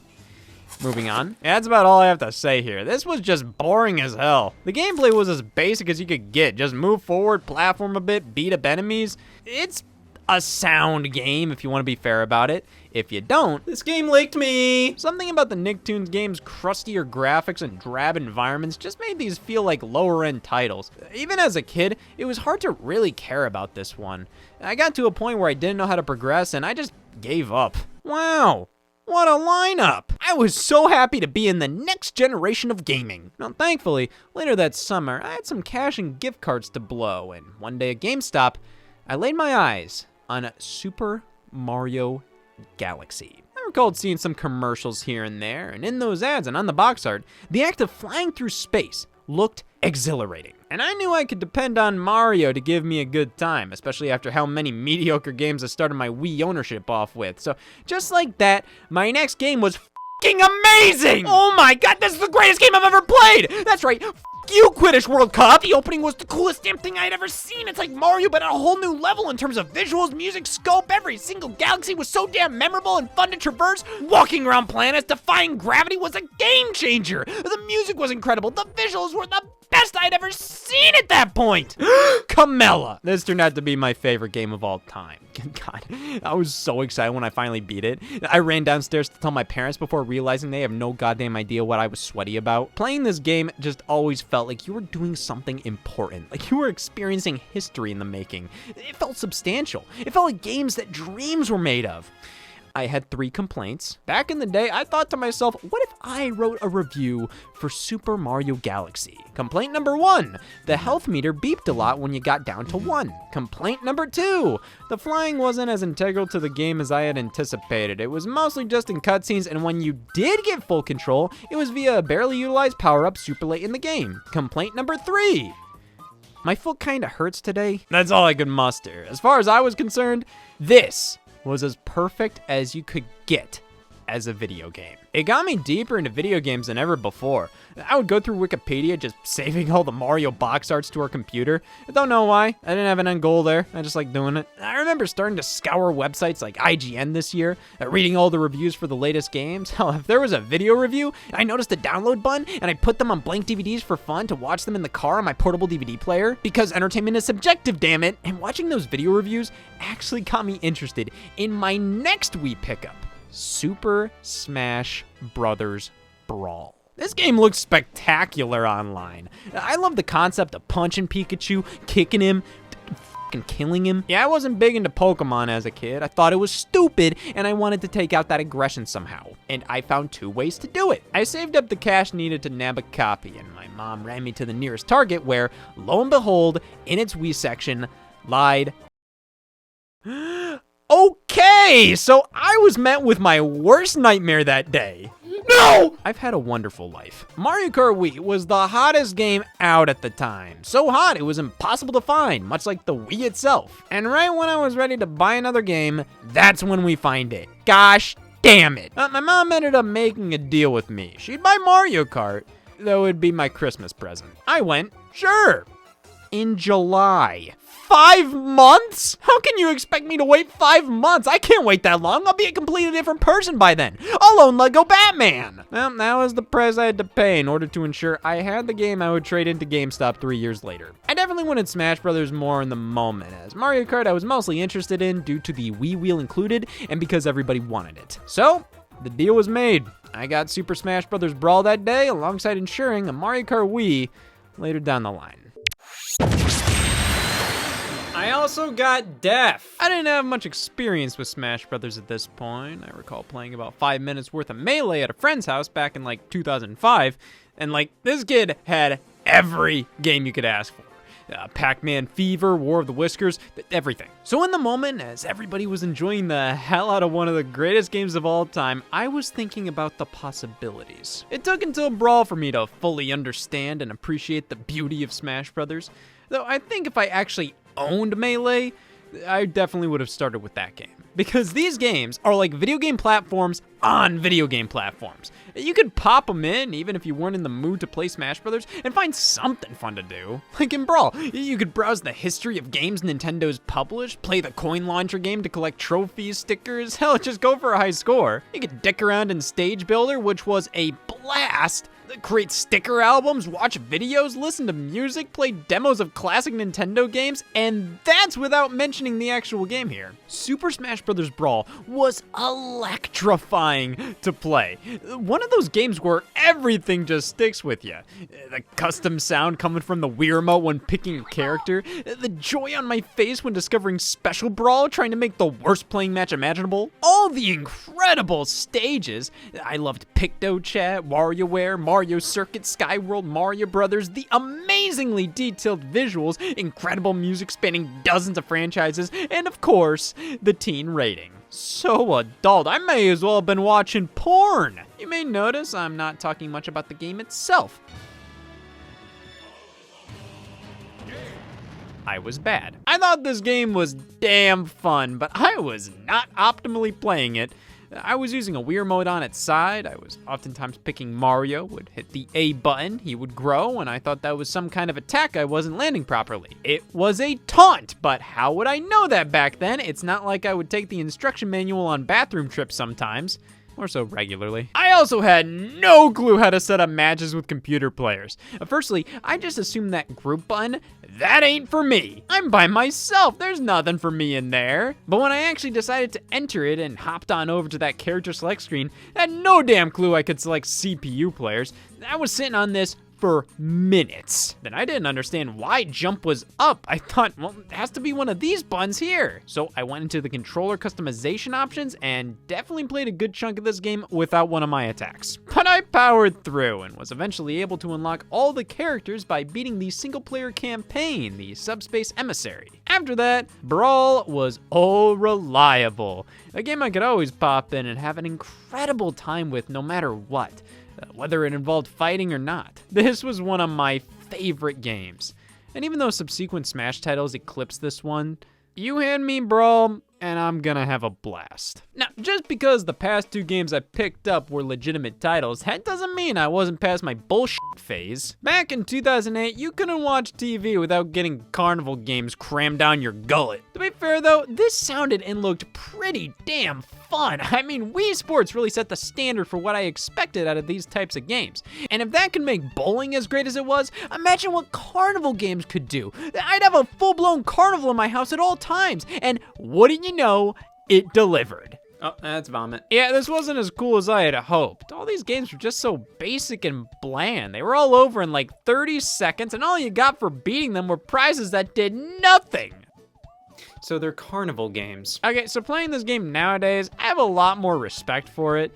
Not because it's anything special, rather, it does what it advertises. It's a pretty damn accurate depiction of a carnival, and for like 30 minutes to an hour, it gives you a similar amount of fun you'd get at an actual carnival. Though at the time, I think I was expecting this to be like the most fun thing, when in reality, I didn't think carnivals were the most fun thing. Why the hell was I holding this game to such standards? Carnival games.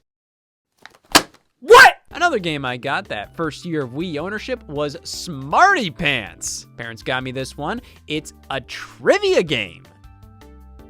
And? Yeah, this was a damn basic trivia game, but I liked it for that.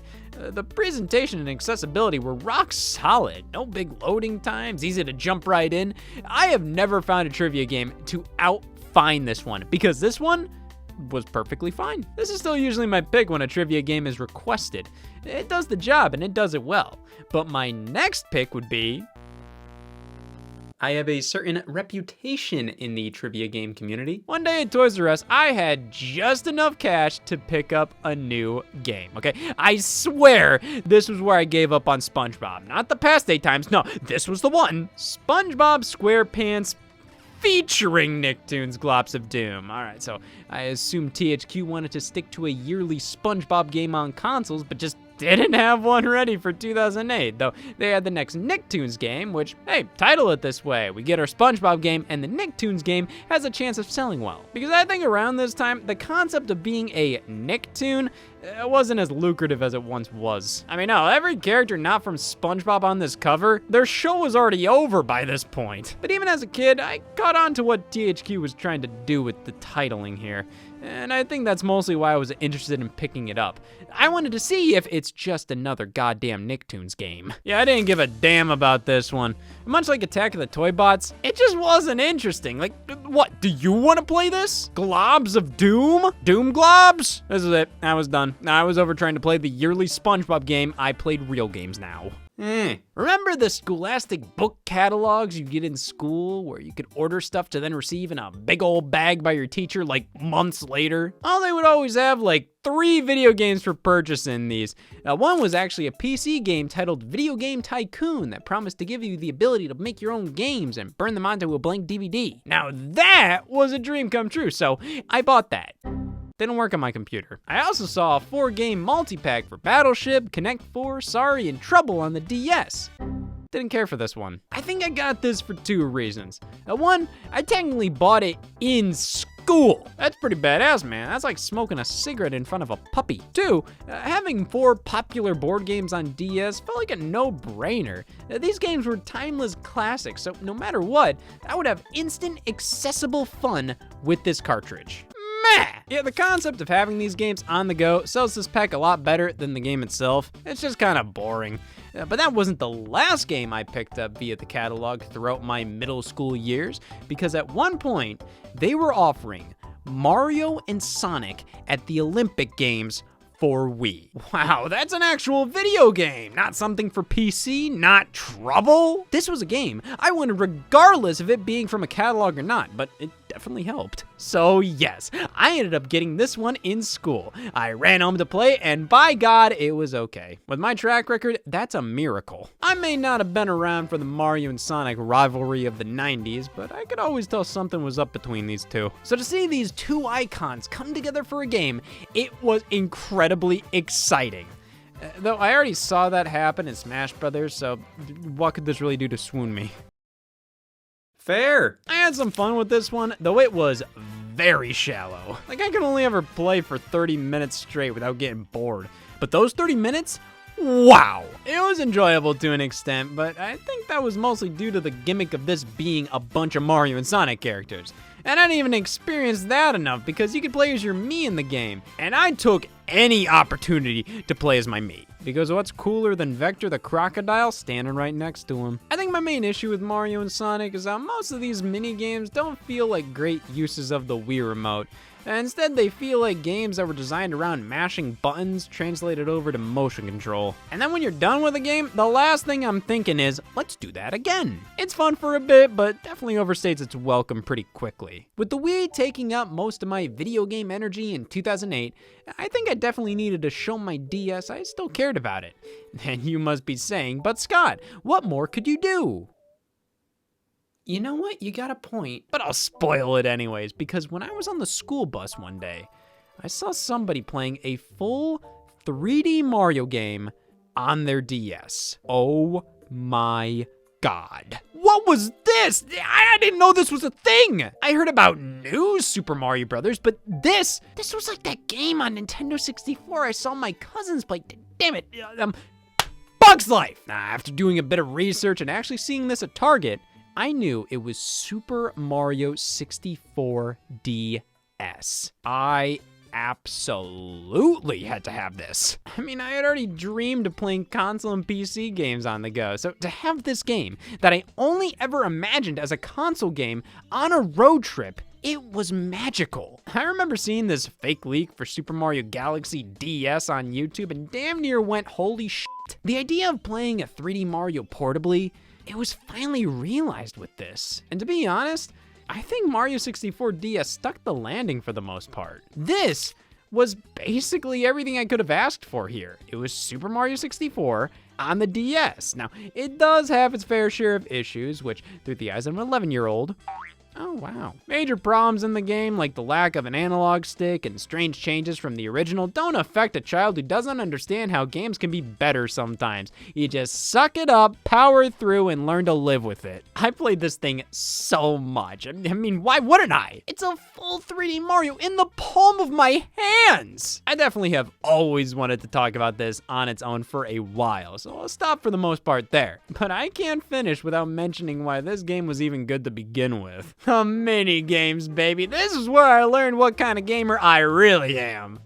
Yeah, this thing always kept me busy, whether it was the core game, the mini games, the damn title screen. I got dozens, maybe even hundreds of hours out of Mario 64 DS. And I think this on top of what we're gonna talk about next got me fully committed to the world of video games. Browsing the web one day, I came across a trailer for the next big Sonic game, Sonic Unleashed. This looked unbelievable. The sense of speed, the detailed visuals, I was awestruck at this thing. This was, no joke, the most I had ever wanted a video game. I would mention it at any moment I could. I remember in school, a question asked me what my favorite song was, and I never knew what the answer was, but I knew a song I really liked at the moment was the song from the Sonic Unleashed trailer, and now you know my deepest secret. Months went by, and I was desperately praying I would get Unleashed for Christmas. And I did. I barely played it. Yeah, what a tragic story. It's not that I didn't like Sonic Unleashed. In fact, I remember it satisfied me fine enough. But see, the part of the game I was the most enamored by was the part where you were in fact playing as Sonic. It's when we move over to this side of the bed where things get Scott stops playing you-ish. The Werehog. It's not that these sections are bad or I didn't like them.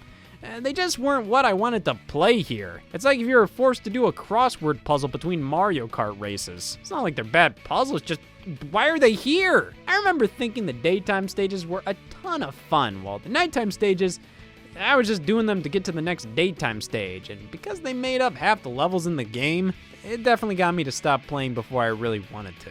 Isn't it the worst to be let down by a game like this, especially when you were a kid? Getting this game meant the world to me, and for it to end up being kind of a letdown, definitely a bit heartbreaking, not gonna lie. That doesn't mean I disliked the game, not at all. Just wasn't as mind-blowing as I was hoping it would be back then.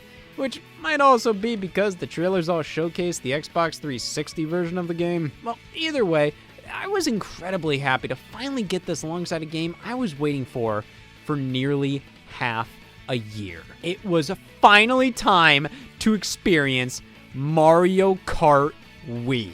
This game. Okay, so I'm exaggerating because I did enjoy this one, but man, was it hard. Still, to this day, I'd say Mario Kart Wii is one of the more difficult entries in the series, which is wild considering it was advertised as one of the most accessible. And one of the hardest damn ways to play an already pretty tough game is what they advertise as the optimal way to play, using the included Wii wheel, and what the hell is this? Automatic or manual? Well, why would I choose manual? I don't want to do anything. The core thing I remember from this game was not winning, and my beloved battle mode from Double Dash. It just wasn't the same here. Everybody was on teams, they were timed matches, it just didn't do it for me. This led to Mario Kart Wii being a game I did enjoy, but more so from a distance. For the longest time, I considered this to be one of the worst in the series due to the difficulty and super wacky item balancing, though in recent years, that honestly makes it one of the best to go back to. This is probably my favorite to play with friends right now. But for 11-year-old Scott, it was traumatizing. And then there was Lego Batman the video game. At least the trauma was more interesting. Yep, this was my other Wii game Christmas gift, and I did ask for this one. I was interested in the Lego games and was watching reruns of the Batman show from the 60s at the time, so I decided to ask for this, and I just didn't get far here. I don't know, the Lego formula just never hooked me, so this is one I didn't play too awful much. Similar to one of the DS games I got that Christmas from one of my uncles. First up, Scott, you lying scum. Hey, well, I was done with the SpongeBob console games. Here we have the handheld game, Drawn to Life SpongeBob SquarePants Edition. Hey, this was a surefire bet. I like Drawn to Life, and I like SpongeBob. I don't remember a single goddamn thing about this game. I think I appreciated the concept of this game far more than the game itself, which was fine. There's nothing really wrong with it. But I think I liked Drawn to Life because I was fantasizing that this was my own video game. You put a SpongeBob skin on it, it's not nearly as personable. Still, a pretty decent time, just not anywhere near as good as the final game I got that Christmas. New Super Mario Brothers. Not even from my parents. One of my uncles, they took a random swing with this one and hit it out of the park. New Super Mario Brothers was like the de facto DS game, the one everybody enjoyed, the one everybody could depend on for basic gaming goodness. So getting it here, alongside many of the other titles I started playing, I finally started feeling like I was playing the right things. Like, this was one of the highest rated games at that time, right alongside Mario Galaxy, Smash Bros. Brawl, Mario Kart Wii, Drawn to Life SpongeBob Edition. It felt so good to be playing something good. You know it! Early in 2009, during a family shop sesh, we noticed a copy of Wii Fit was available, another notorious hard-to-find Wii game at the time. So that was an instant pickup. No particular reason for it, I think it was just the Wii frenzy kicking in. It's so hard to find. When we find it, well, what else are we supposed to do? I'm scared to think about the possibilities. We bought it. This was a huge deal, coming with a balance board and all. Definitely kept the fun going from games like Wii Sports, but in a different way. I can't say I actually used the fit portions of Wii Fit all too much. The yoga and strength training exercises were about as interesting as yoga and strength training. I'll play the soccer ball game, thank you very much. I wonder how many calories I burned from this.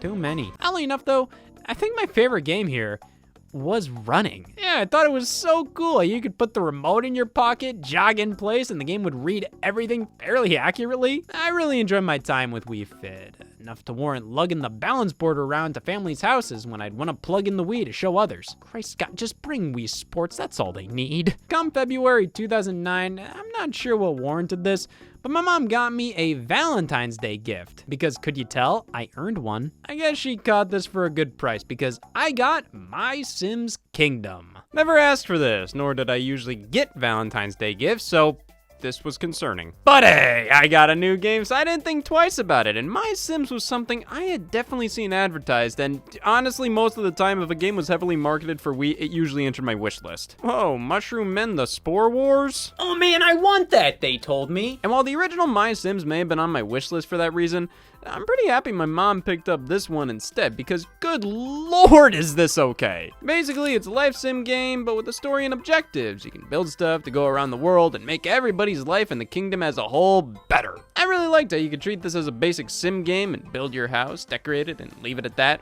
Or you could chip away at the campaign stuff. I thought it was well balanced in that aspect. It made me care about both sides so much more. I liked this one. It was a good game to chip away at for a few months. It's nothing too awful special, but I think it was one of the better titles for kids on here. One of the better titles by EA, one of the better games I owned. On a tragic note, so I was invited to a birthday party by a friend of mine, and the location was at this place. It was unlike so many other businesses. Basically, it was like a library for video games mixed with an internet cafe. You'd go there, check out a game, sit down at one of their many TVs, and could play it. It felt right for multiplayer games like Halo, which is what the other kids were playing. Me, on the other hand, I knew what I was about. I checked out Sonic 06 on 360 because I had seen reviews online and wanted to see how bad it was. Yuck! Pretty. But one of the main titles I tried out was Boogie, one of the heavily advertised Wii games I was referring to. I was dancing like crazy here. A crowd of parents formed around me watching, probably because, what's more interesting? I recall one of them asking, is he like a professional dancer?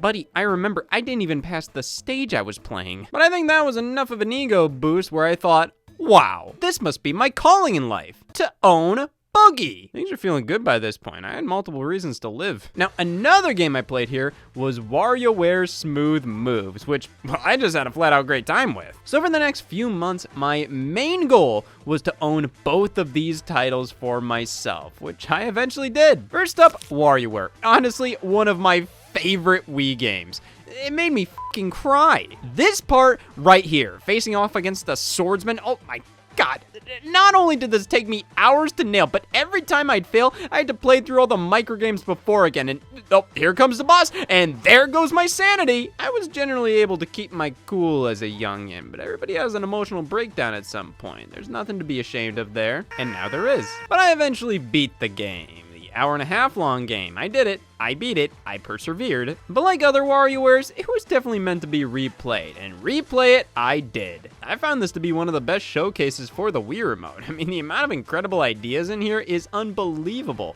Even something as stupid as let go of the remote and have it dangle by the wrist strap. That's the stupidest goddamn brilliant idea I've ever heard. Absolutely loved this game, much like Anti-Boogie. Yeah, this didn't hit the same without an audience of onlookers. I remember realizing so much of this game is just shaking the Wii Remote randomly, pretending you know how to dance. So I left the room and kept shaking and boom, 4 stars. Well, see, you can't cheese the game. I didn't get 5. This was definitely one of those games you played somewhere and loved, but when you finally get it for yourself, you're told of a gas leak that occurred. Yeah, I gotta be honest, this is a pretty worthless game, though this is where Mom came to the rescue because for Easter of 2009, I got a new game to help me forget about Geek Boo. We're back on the DS, this time with Professor Layton and the Curious Village. What a wild shot in the dark. Who the hell is this? Seemed like a pretty random game to get until I popped it in. Lo and behold, fully animated cutscenes, voice acting, and a mix between point-and-click adventure and riddle? Oh man, I love riddles. Here's a good one.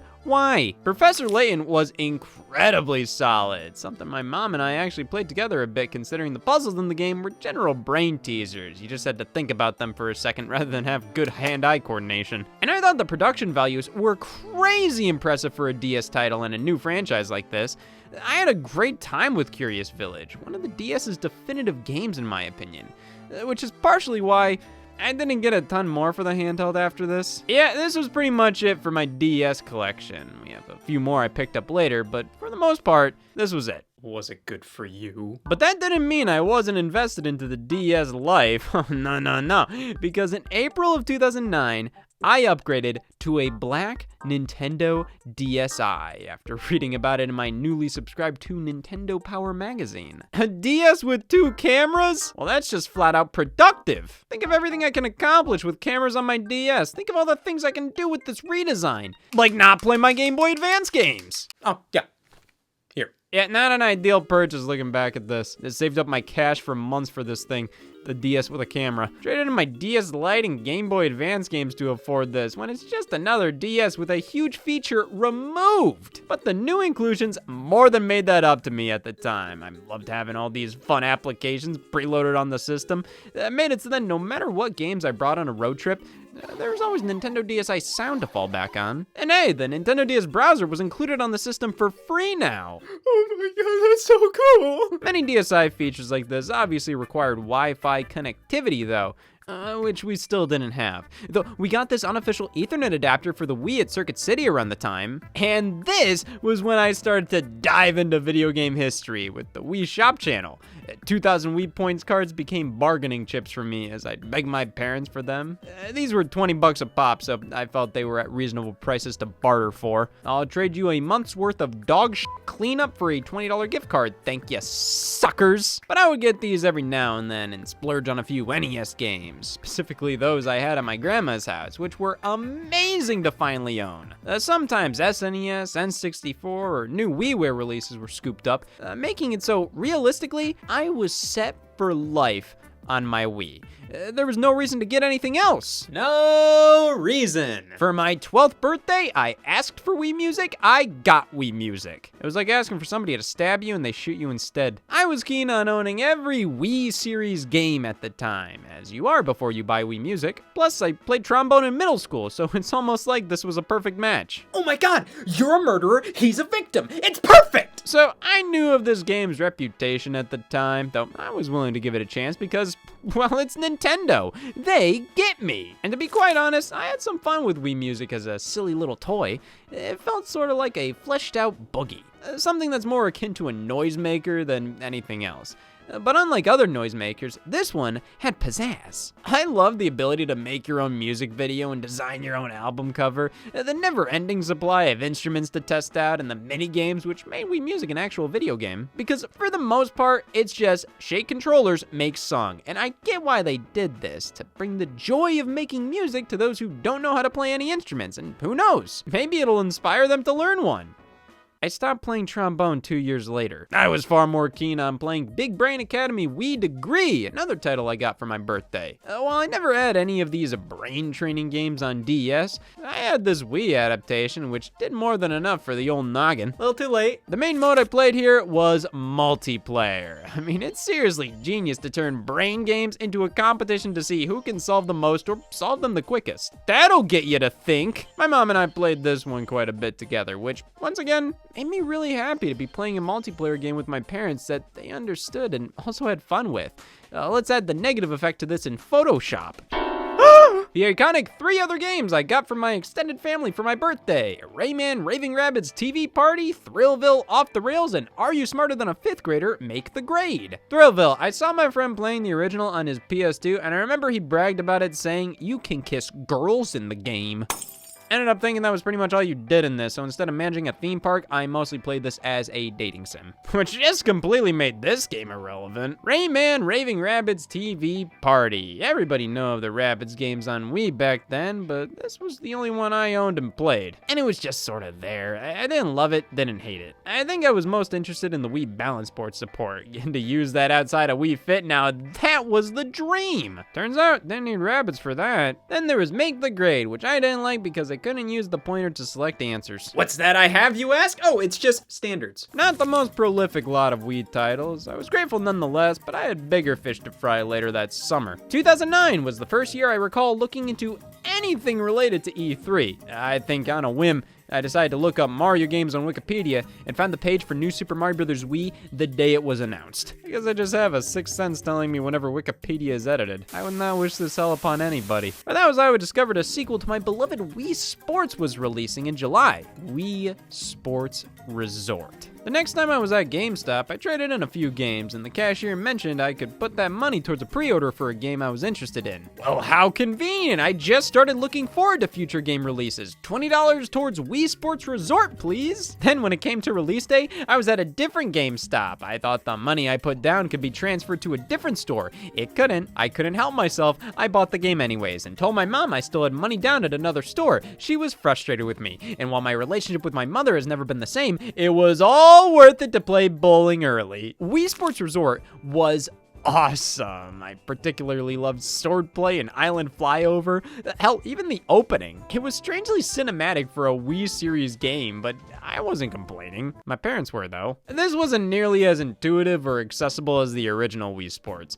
It made it a hell of a lot better as a single-player experience, though I wasn't able to play in multiplayer nearly as much as I wanted to. But add this to the pile of mainstay Wii games for me, titles I always came back to, just kinda not really, but close enough, like Order Up. Another game I picked up that summer. I saw a review online which made it look so fun. I love the concept here. It was basically a restaurant simulator. You cook up customer orders using motion controls and try to give everybody the best food in the shortest time possible, which you can then use the money you make throughout to buy upgrades like spices or employees. Game with a chef hat, that's more you can say about, I don't know, bugs. But I really liked Order Up. It was quite well done, very addictive and satisfying to play through. Though there were some games still on the top of my wish list, and later that fall, while at Best Buy, I finally picked up the console version of the Simpsons game on Wii. It was about damn time. I had to make do with the DS version all these years, and now I can play the actual game I scoured previews of for months back in 07. Scott,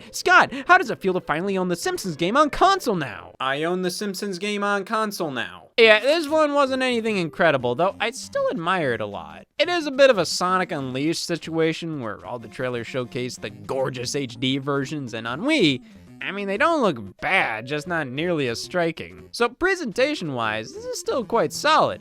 It's just when we get to the gameplay, I don't care. This is a very basic 3D platforming action game. If it didn't have all the effort put into the visuals, voice acting, and writing, damn givers would all pass on this one. It isn't a fun game, it's functional. What makes it fun is the presentation, which is downgraded on Wii, so obviously the HD versions are the way to go. And I think many should give them a go, because this is still a really cool release. And the Wii version isn't bad. I finished it back in the day and had a fine enough time.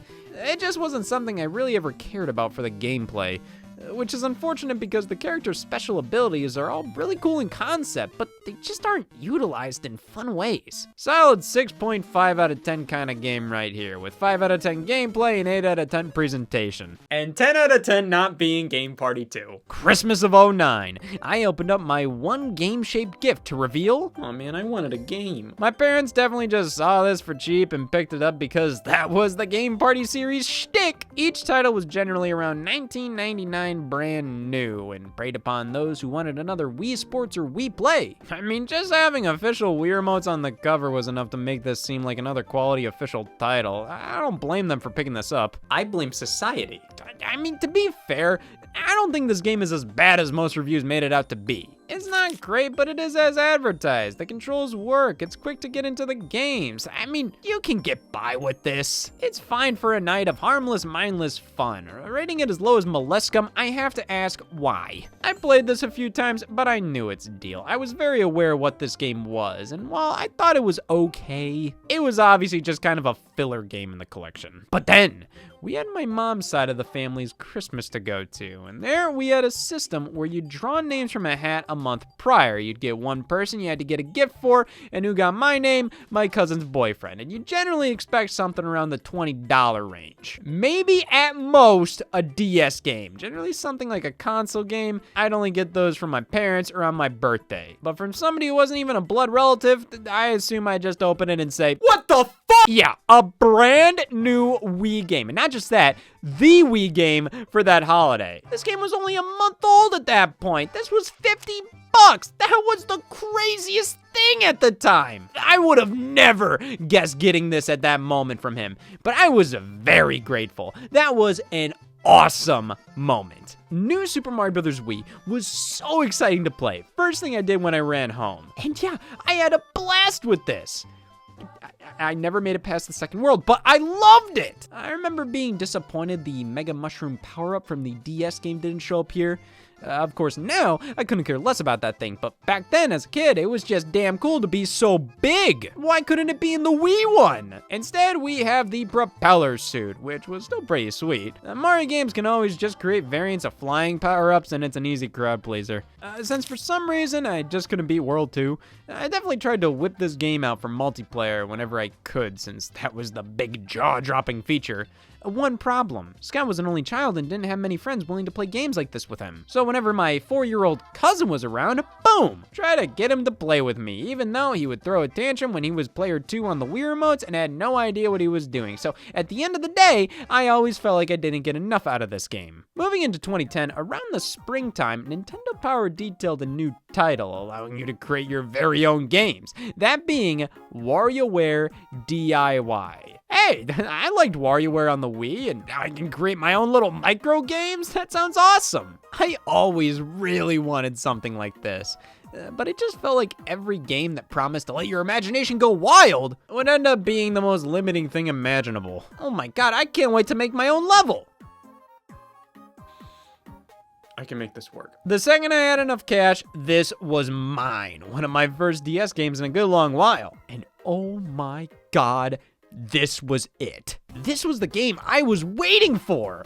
Never before and never since have I seen a game creation game so well done, thought out, and fun. So WarioWare as a series is about Wario and friends making these games. That's the whole point. That's why they look like ass most of the time. So not only does it make perfect sense to go in this direction, the simplicity and short length of microgames make them ideal starting points for players to learn how game creation works. This ain't some kind of level editor thing. Nah, you can literally create any kind of 2D game you can think of here.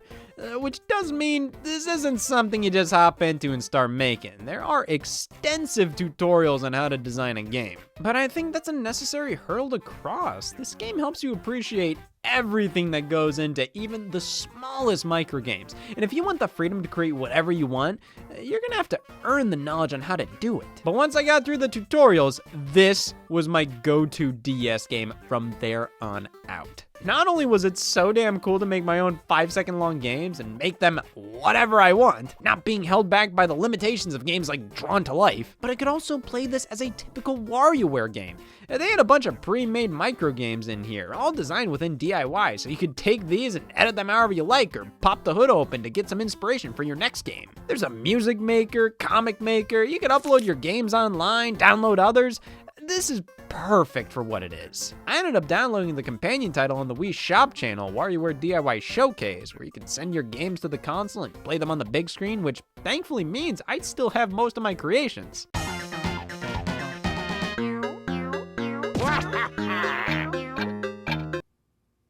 Patent pending. Over that summer, I mostly stuck to playing the games I already owned, but would dabble in new ones here and there. For my birthday, I asked for Wii Fit Plus, since that was only $20 by itself. You didn't need to get the whole balance board bundle, and yeah, it was just Wii Fit with some added features and games, making the original completely irrelevant. Well, not completely. I liked the pet feature in the game. You could weigh them to get them in on the insults. Then the added games, those were a blast.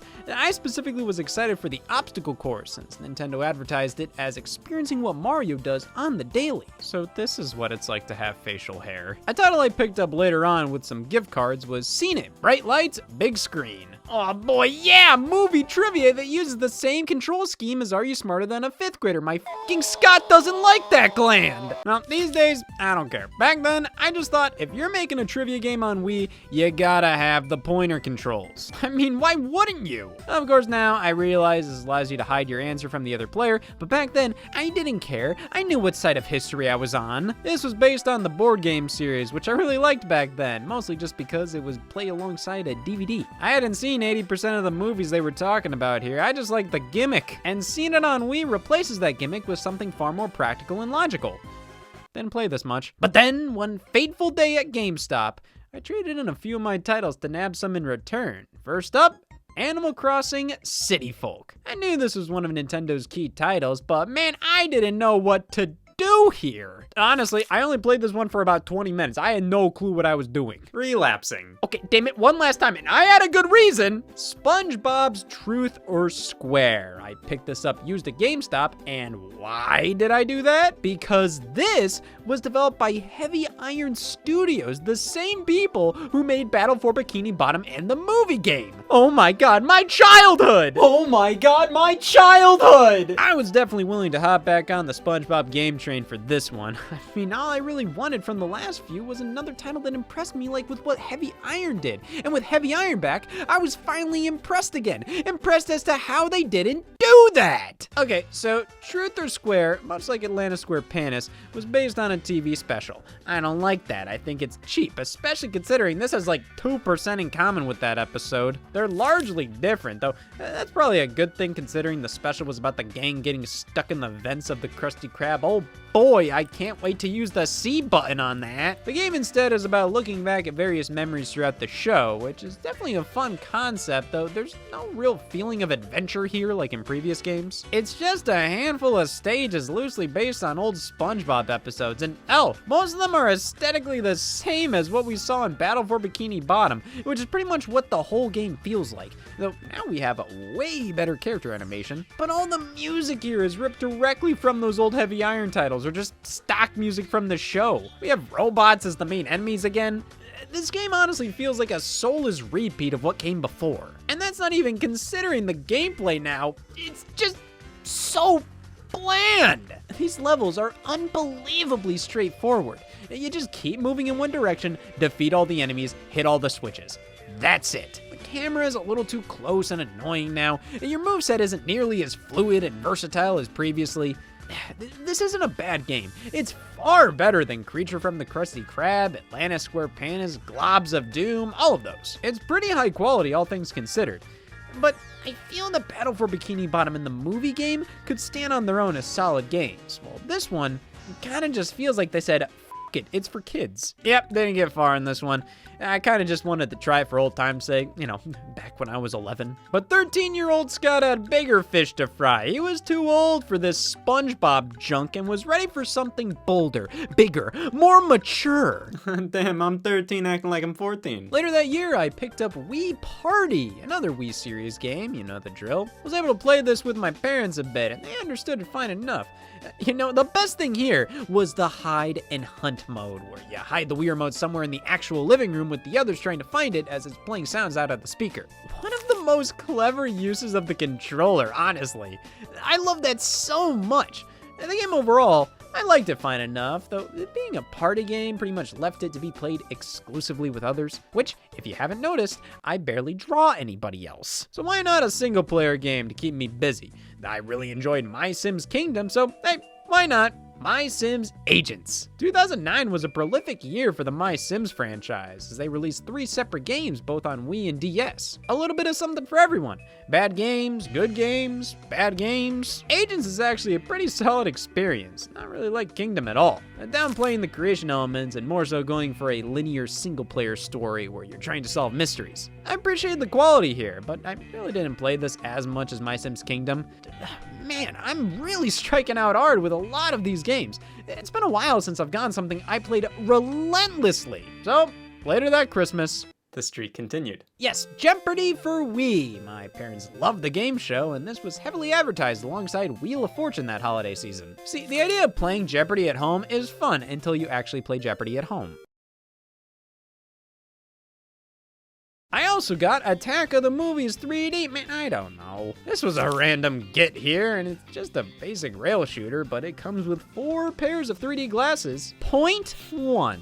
Yeah, this was fine. I didn't ask for this, but it wasn't anything horrible. It was just, why would I play this more than once? Moving into 2011, this was one of the last years I truly consider to be from my childhood.